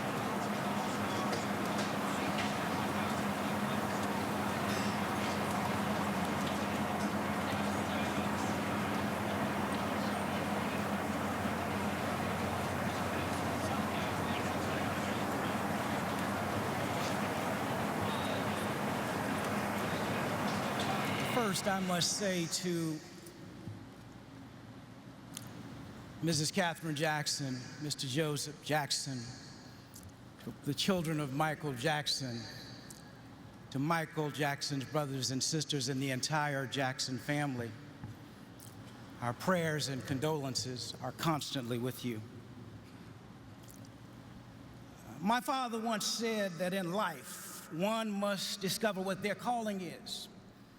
And when they do, they must do their jobs so well that the living, the dead, or the unborn could do them no better. He constantly challenged us to become our best by stating that if you cannot be a pine on the top of the hill, why, just be a shrub in the valley, but be the best little shrub on the side of the road. Be a bush if you cannot be a tree. If you cannot be the highway, just be a trail. If you cannot be the sun, just be a star, for it isn't by size that you win or you fail. You've got to be the best of what you are. Michael Jackson was truly the best of what he was.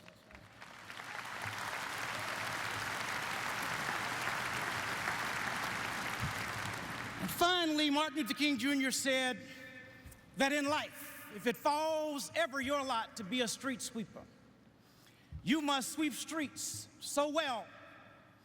In fact, you must sweep streets like Beethoven composed music. Sweep streets, he said, like Shakespeare wrote poetry.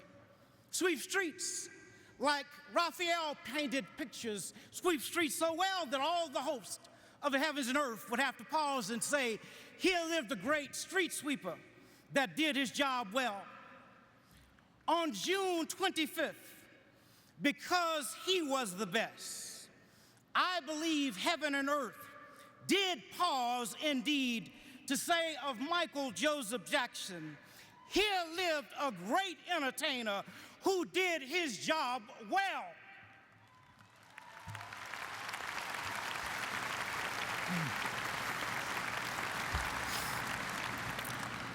To the Jackson family, being a part of a world-renowned family who has also experienced a sudden death on more than one occasion, my prayer is that no one and nothing, public or private, fact or fiction, true or rumored, will separate you from the love of God, which is in Christ Jesus.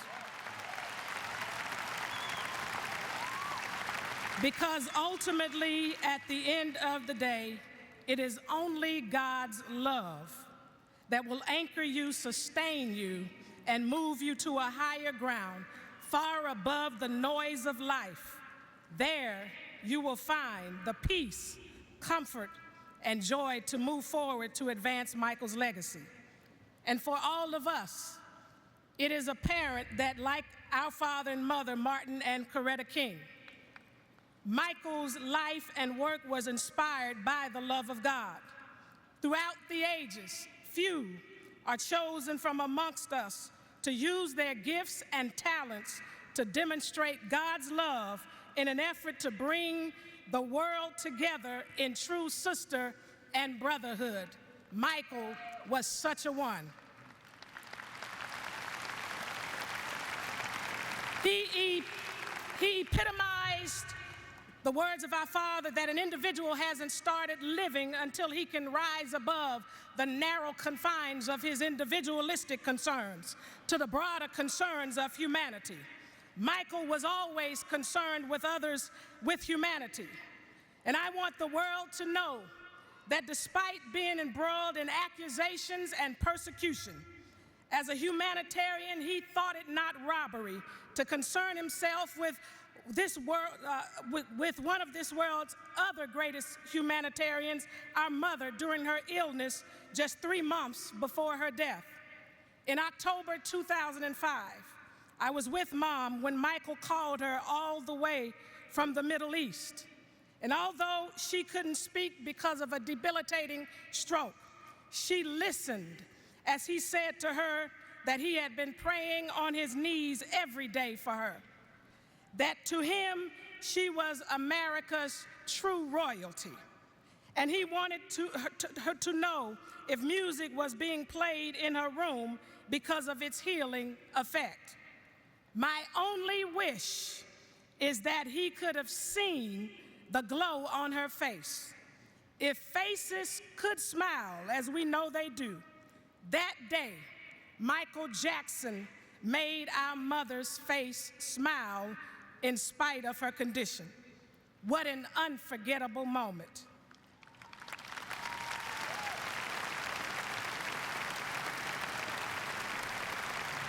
He was such a thoughtful and selfless man, full of the unconditional love of God and good works that touched and changed lives. He was indeed a shining light. Like our father Martin, and in remembrance of Michael, may we all be inspired to go and let our lights shine. Rest in peace, our brother Michael.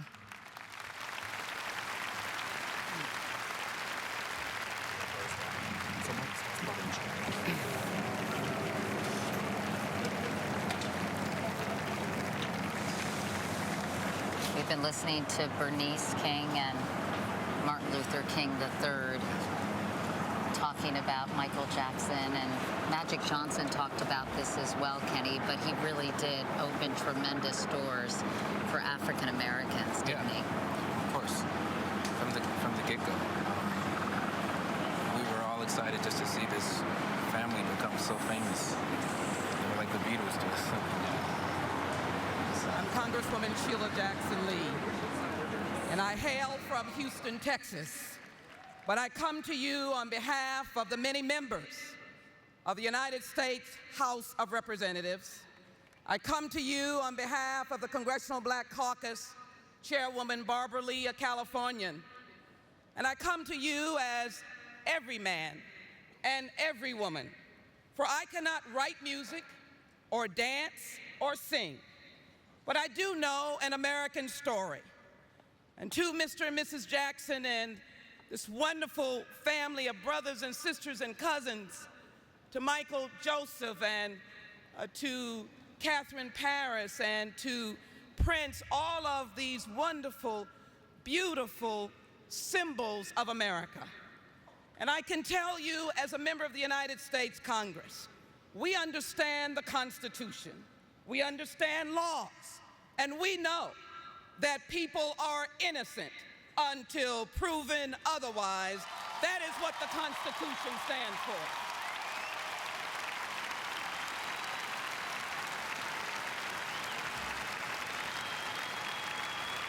So I mourn today.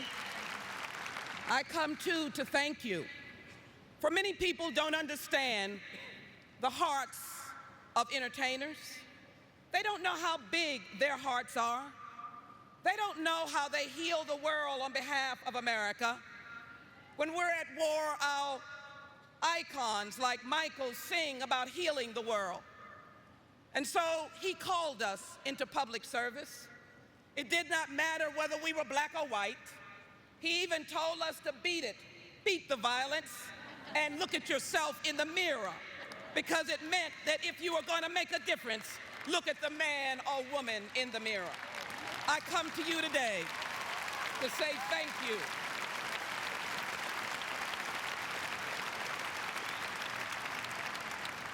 Some of you come from all faiths, and we respect that here in America. But there's a story whose theme is so symbolic of this young and beautiful man.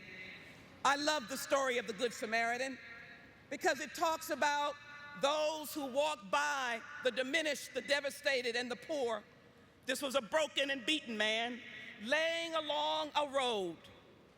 No one stopped, but someone called the Samaritan. It could be in any faith. It's all about charity and love. And I call Michael Jackson the Good Samaritan. I call him Michael Jackson, who cared and loved for the world. It bothered me. I grew up with him, as all of us, and so many did. And so what an honor and a privilege to see him up close when he came to the United States Congress in my office and looked some 15 African ambassadors, representatives of heads of state, sitting in an office listening to Michael Jackson talk about caring and fighting HIV/AIDS. They looked at him. He had a twinkle. They listened. He listened. What a miraculous experience to be able to listen and see Michael in action. You know, there were words cast about, but I wonder if anybody was on his shoulder when he walked into Walter Reed Hospital and he walked along the aisles and the rows in the hospital rooms. This was in the midst of the Iraq War. Doctors stopped and nurses stopped, and individual soldiers who had lost limbs stopped and were in essence moved and touched, as Michael was, by his desire to come and thank them for their sacrifice. So don't tell me what an American story is all about. It is the salt of the earth. When this family took the talent that God had given them and made it into a miraculous and wonderful story for America. I come today for you to recognize that the flag flies, and the people who have spoken to the people's house.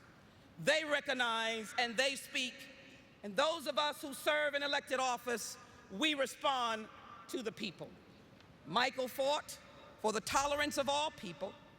In fact, I am reminded, although I speak in the tongues of all faith, that Michael fought the good fight.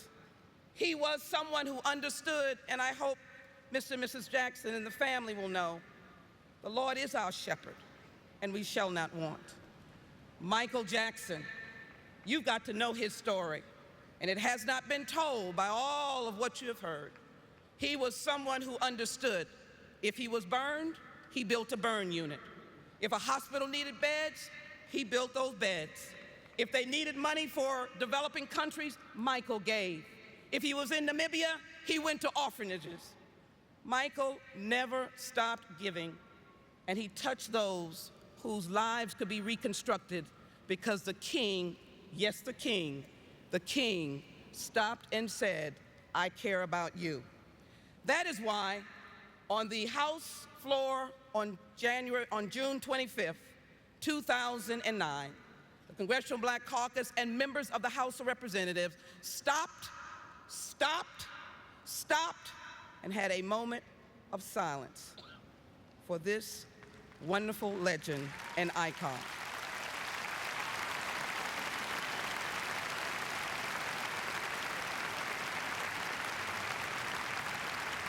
And so to the family, let me simply come as someone that wishes she was long lost, Sheila Jackson Lee, but I'll keep looking and seeing, but coming to say to you that America appreciates and thanks you for Michael Jackson's life.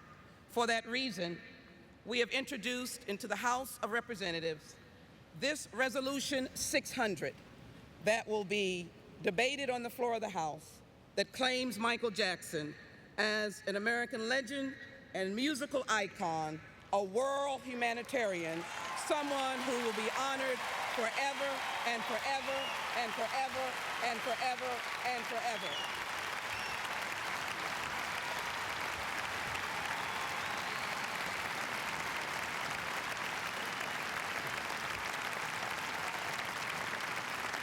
We are the world, and we are better because Michael Joseph Jackson lived. On behalf of myself and the people who have spoken, Michael Jackson, I salute you.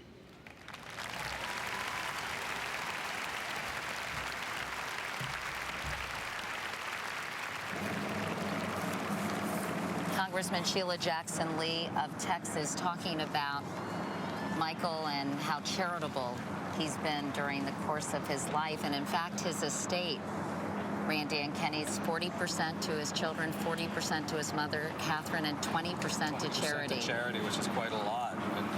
And that's in perpetuity, so that's a lot of money. I'd very much like Michael to do that. It's amazing.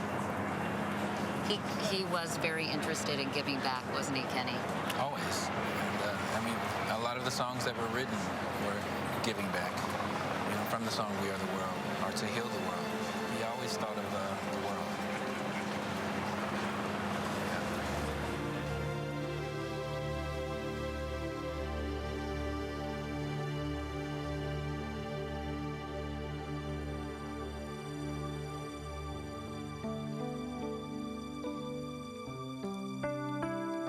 We love you, Michael.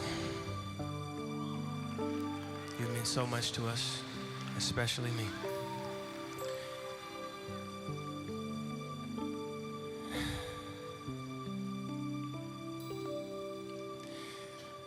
Like a comet blazing across the evening sky, gone too soon.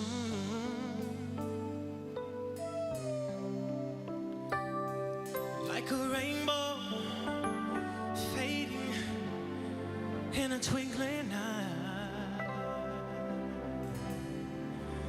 gone too soon.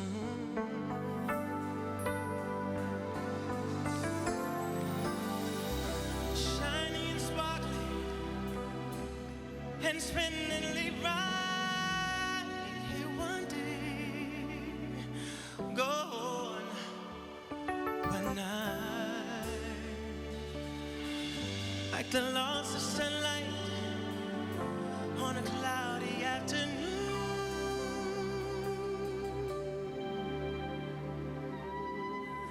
gone too soon.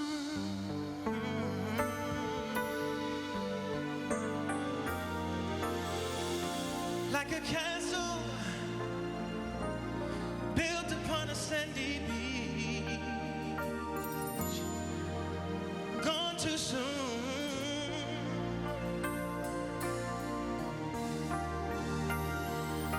Like a perfect flower that is just beyond your reach, gone too soon.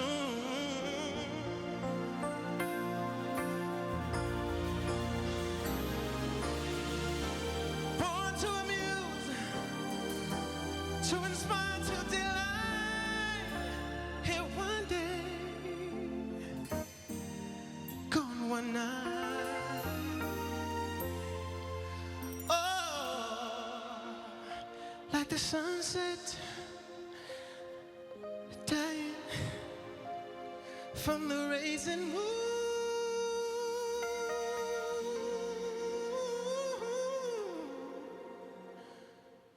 gone too soon.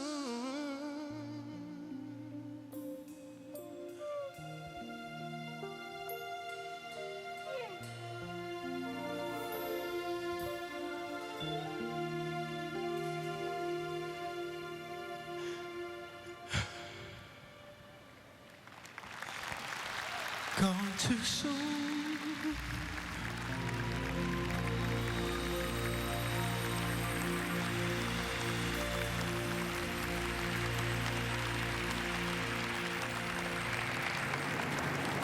Usher singing a song that Michael Jackson wrote for Ryan White, who, of course, everyone followed Ryan White's story. He had, Too soon. What an he had appropriate AIDS song. and died in 1990 at the age of 18. Yes. And their friendship was a very powerful and strong one.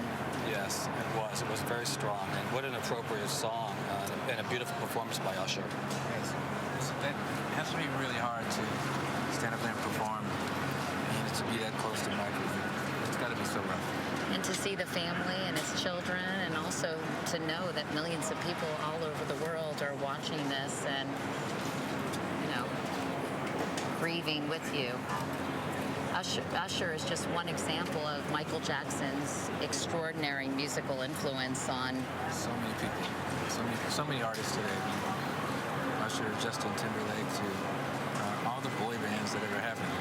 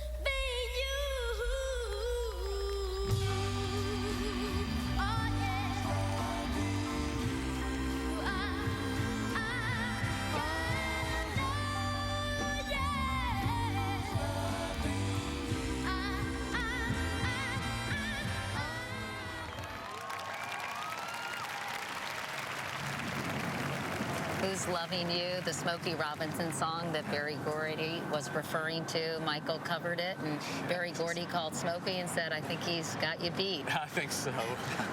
And Smokey said, you're right. I wrote that song.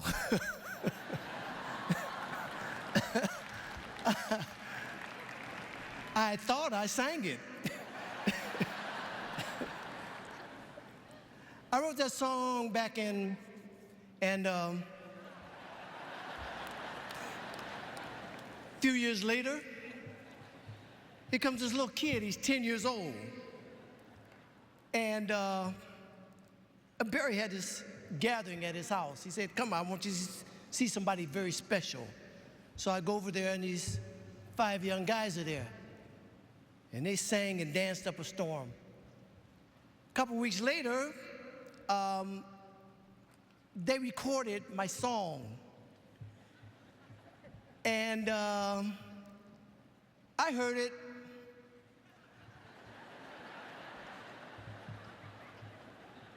I thought to myself, now they have pulled a fast one on us, because this boy cannot possibly be 10 years old. This song is about somebody who had somebody who loved them, but they treated them bad. They treated them so bad till they lost them. And now they are paying the price of wanting somebody back that they treated bad and lost. How could he possibly know these things? I quickly went over to him because I wanted to see his birth certificate. I did not believe that someone that young could have that much feeling and soul and know. He had a lot of know. He had to know something to sing that song like that. It was wonderful, though. As a songwriter, man, that's a dream come true, to have somebody sing one of your songs like that. And I myself, I never thought I would be here on today. It's my little brother over there. And you just don't think that you're going to see, or you'll live to see him gone. But he will never really be gone. He is going to live forever and ever and ever and ever.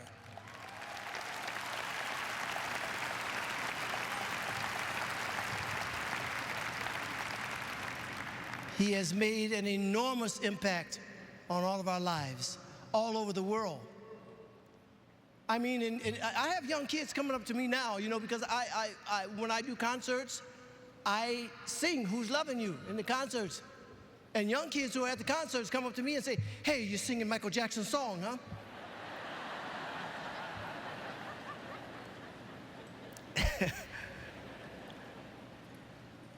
But he will live on forever. I am a firm believer in blessings. And I have had so many, many blessings in my life.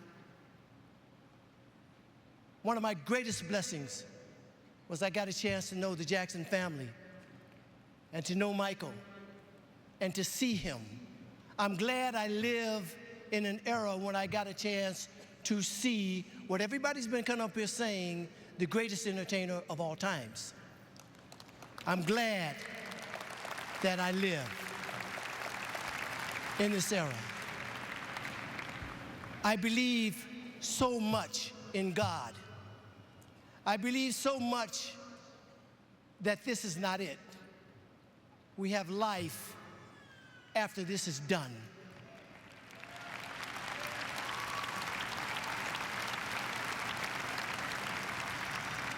So my brother is in a place now where he is most certainly going to live forever in the hereafter. So he's going to live forever twice, because he's going to live forever right here, because the world will never, ever forget Michael Jackson. I love you, my brother. I celebrate your life. I am proud that I had the chance to know you. God bless you. I know he is.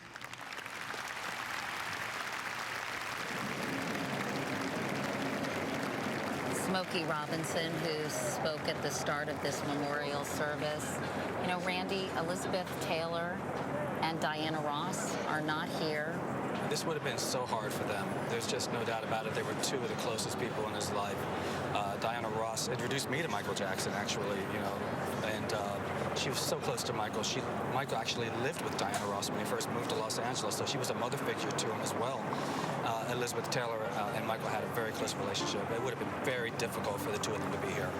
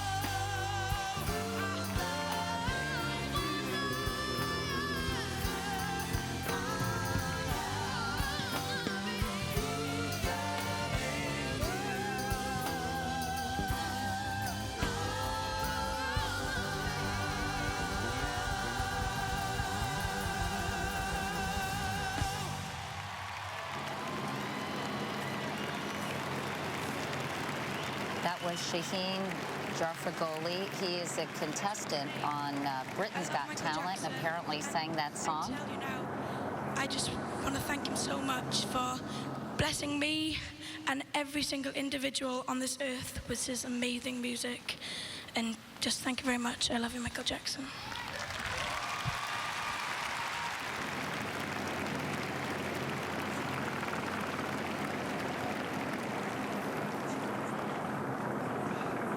My name is Kenny Ortega. Thank you. And I was Michael's partner in the creating and directing of many of his tours, including This Is It. And Shaheen was invited by Michael to join him in London for the show. So I just wanted to introduce him to everybody and to say thank you for coming all the way out here to join us today, Shaheen.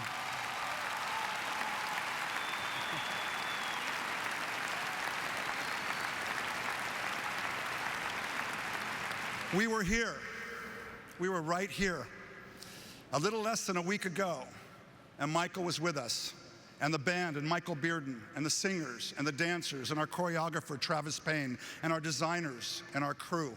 We were all here, and we were a family, and this was our house.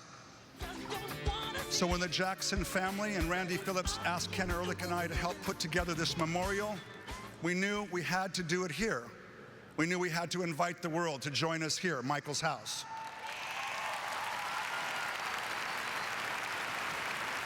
We were immediately surrounded by countless family, artists, and friends, and dear hearts who unconditionally made this day possible. As we came together as a team, we knew we had to celebrate Michael's life through his music, as well as commemorate his passing. Both Ken and I worked with Michael over the years, and Michael and I were here in the final stages of mounting what we all knew and we all saw, I promise you, was his triumphant return to the world. It was also, I think, his greatest personal work. We did it all right here in this place, the Staples. So before we conclude today's memorial, we wanted to present a performance from the London This Is It concerts. The fans have been asking for it. This was one of Michael's very, very favorite moments in the show, always. He created this and brought it to life. It is a living testament to his ability to be timeless and timely, musical and magical. This was for him, his living legacy, his care, his heart, his concern about our planet, about the human condition. Michael Jackson will live in our hearts for always, heal the world, make this a better place for our children, for our children's children. Michael, we love you more. Join us.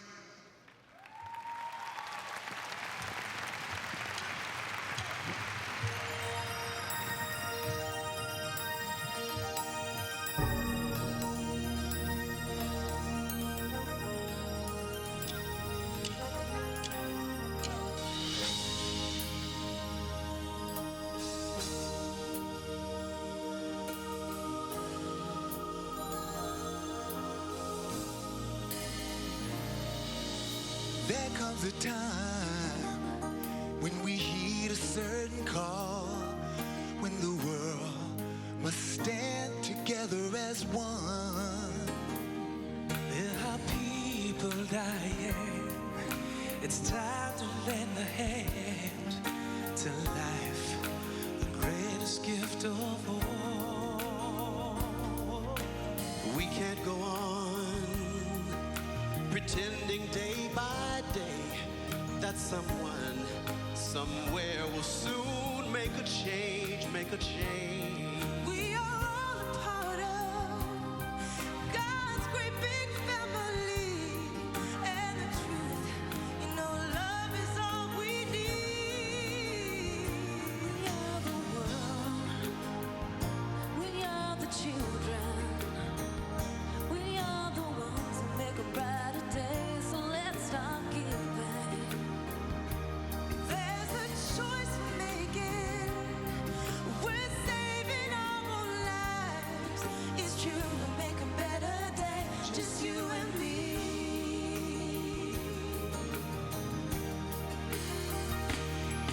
When you're down and out and there's no hope at all, well, if you just believe, there's no way you can fall.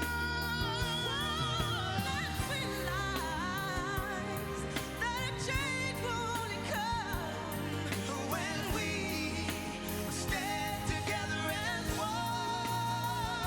We are the world, we are the children, we are the ones who make a brighter day, so let's start giving. There's a choice we're making. We're saving our own lives. It's true, we make a brighter day, just you and me. We are the world, we are the children, we are the children, we are the ones who make a brighter day, so let's start giving. There's a choice we're making. We're saving our own lives. It's true, we make a brighter day, just you and me. We are the world. We are the children. We are the ones who make a brighter day, so let's start giving.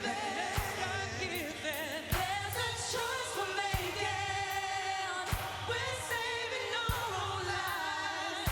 It's true, we make a brighter day, just you and me.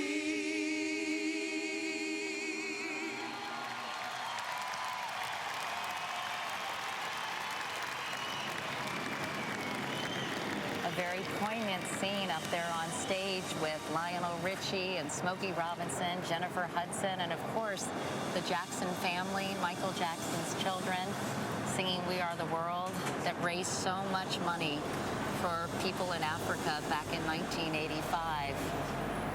I can't think of a more appropriate way to end this service. Really, Michael was so proud of that song, and he would have loved that so much. And of course, some of the featured singers were to have been a part of his This Is It tour. Yes. That was scheduled for London, tickets selling out in 4 hours. Amazing, amazing response.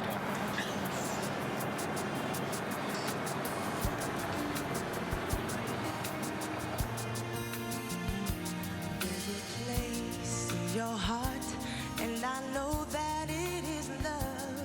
And this place can be much brighter than tomorrow. And if you really try, you'll find there's no need to cry. In this place, you feel there's no hurt or sorrow. There are ways to get there if you cared enough for the living. Make a little space, make a better place. Heal the world, make it a better place for you and for me and the entire human race. There are people dying. If you cared enough for the living, make a better place for you and for me.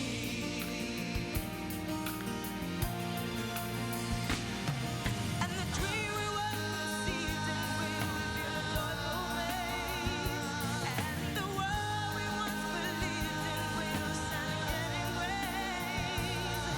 Then why do we keep straying light when this earth crucifies soul?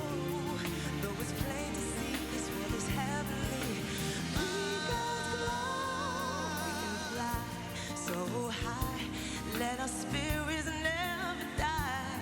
In my heart, I feel you are all my brothers. Create a world, no fear. Together we'll cry happy tears. See the nations turn their swords into plowshares. We can really gather if you cared enough for the living. Make a little space, make a better place. Heal the world, make it a better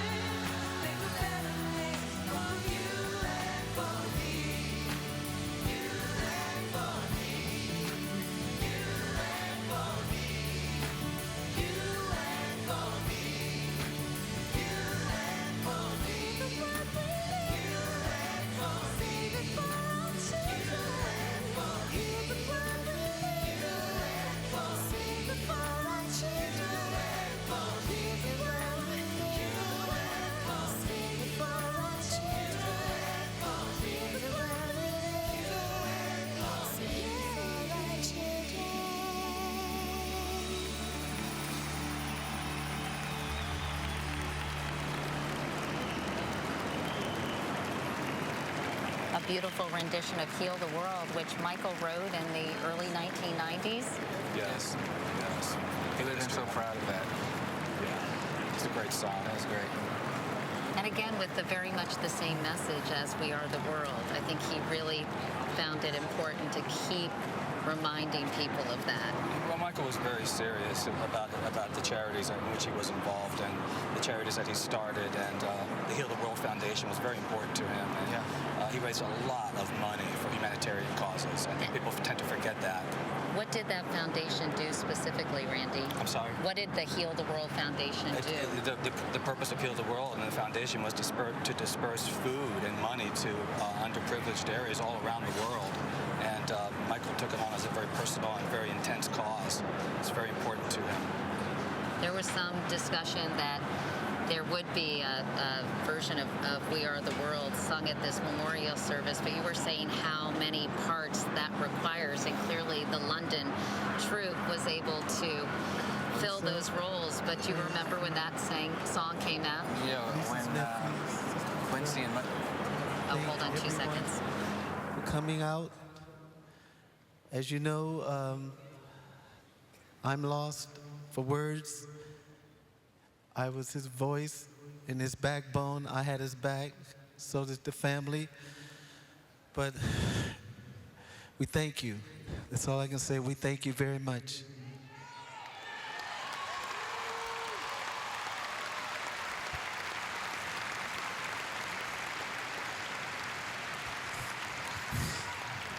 I hurt.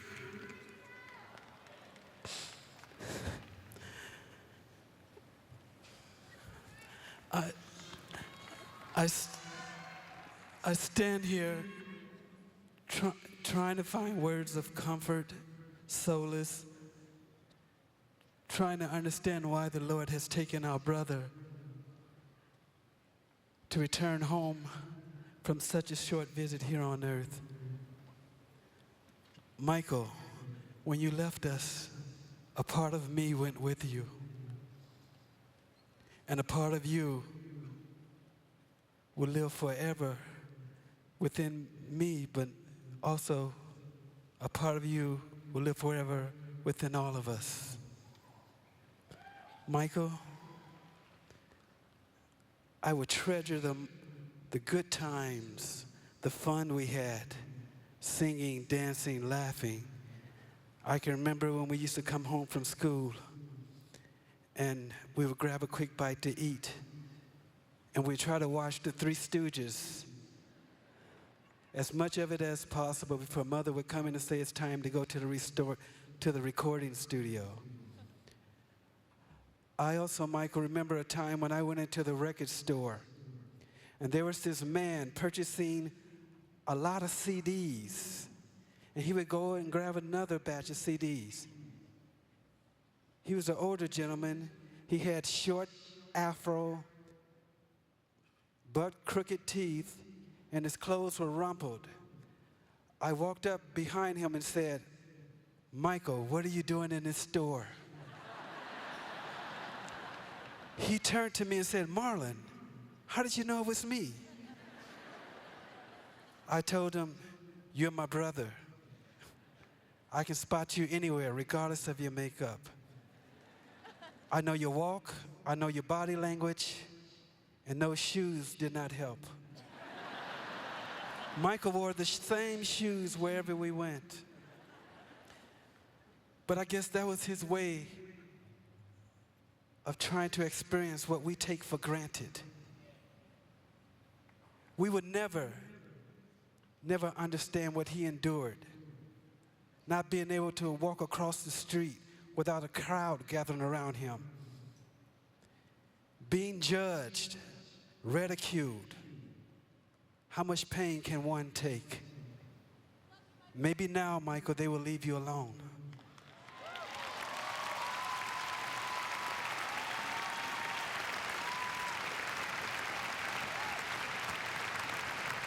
Michael was the voice of our angelic trumpets, and he will continue to be the voice, that angelic voice in heaven, nearest to our Creator.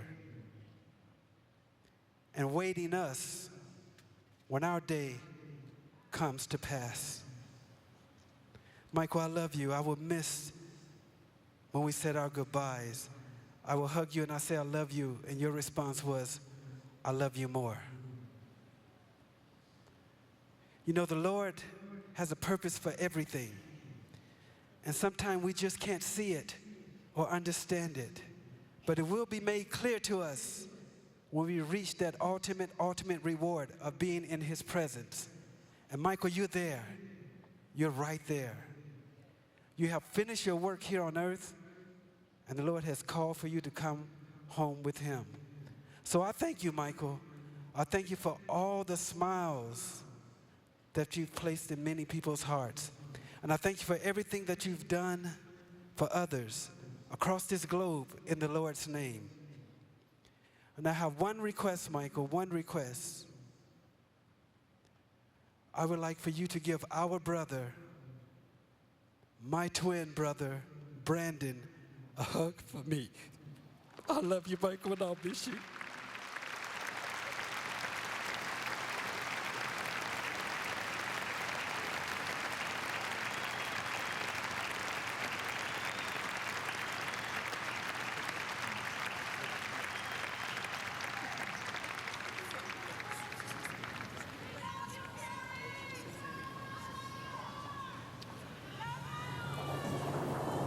I thank you. Janet, want to say something?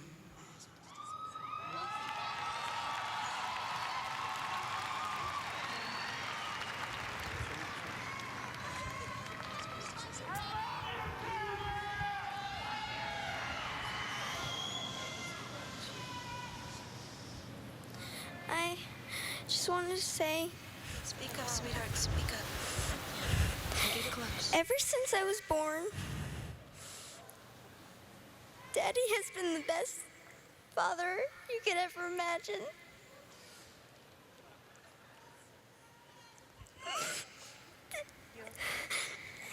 And I just wanted to say I love him so much.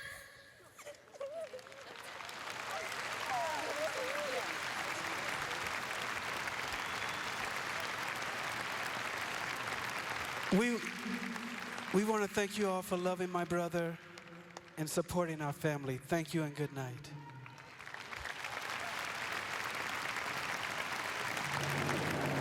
Talk about putting a human face on a very personal loss. You know, lest we forget, this man was a brother and a father and a son and a very important person in a family's life. I think 11-year-old Paris Jackson, I think, just reminded the world that this was a man and not just a musician or a dancer or a performer. Yes. I mean, you know, every generation has its artists that are produced. You know, in the 50s there was Elvis Presley, and in the 60s, and those were the icons of that period. And the icon that emerged in the 1970s was Michael Jackson. And he sustained through the 80s and 90s to the present time. And he's going to be greatly missed by so many people. But he'll live on, and it will go beyond that. Yeah. And, you know, as I said, my youngest child, my children today are still crazy about Michael Jackson music. And they see his videos, and the same excitement exists. The music sustains his legacy, there's no doubt about it. I thought it was a very, very moving and loving tribute.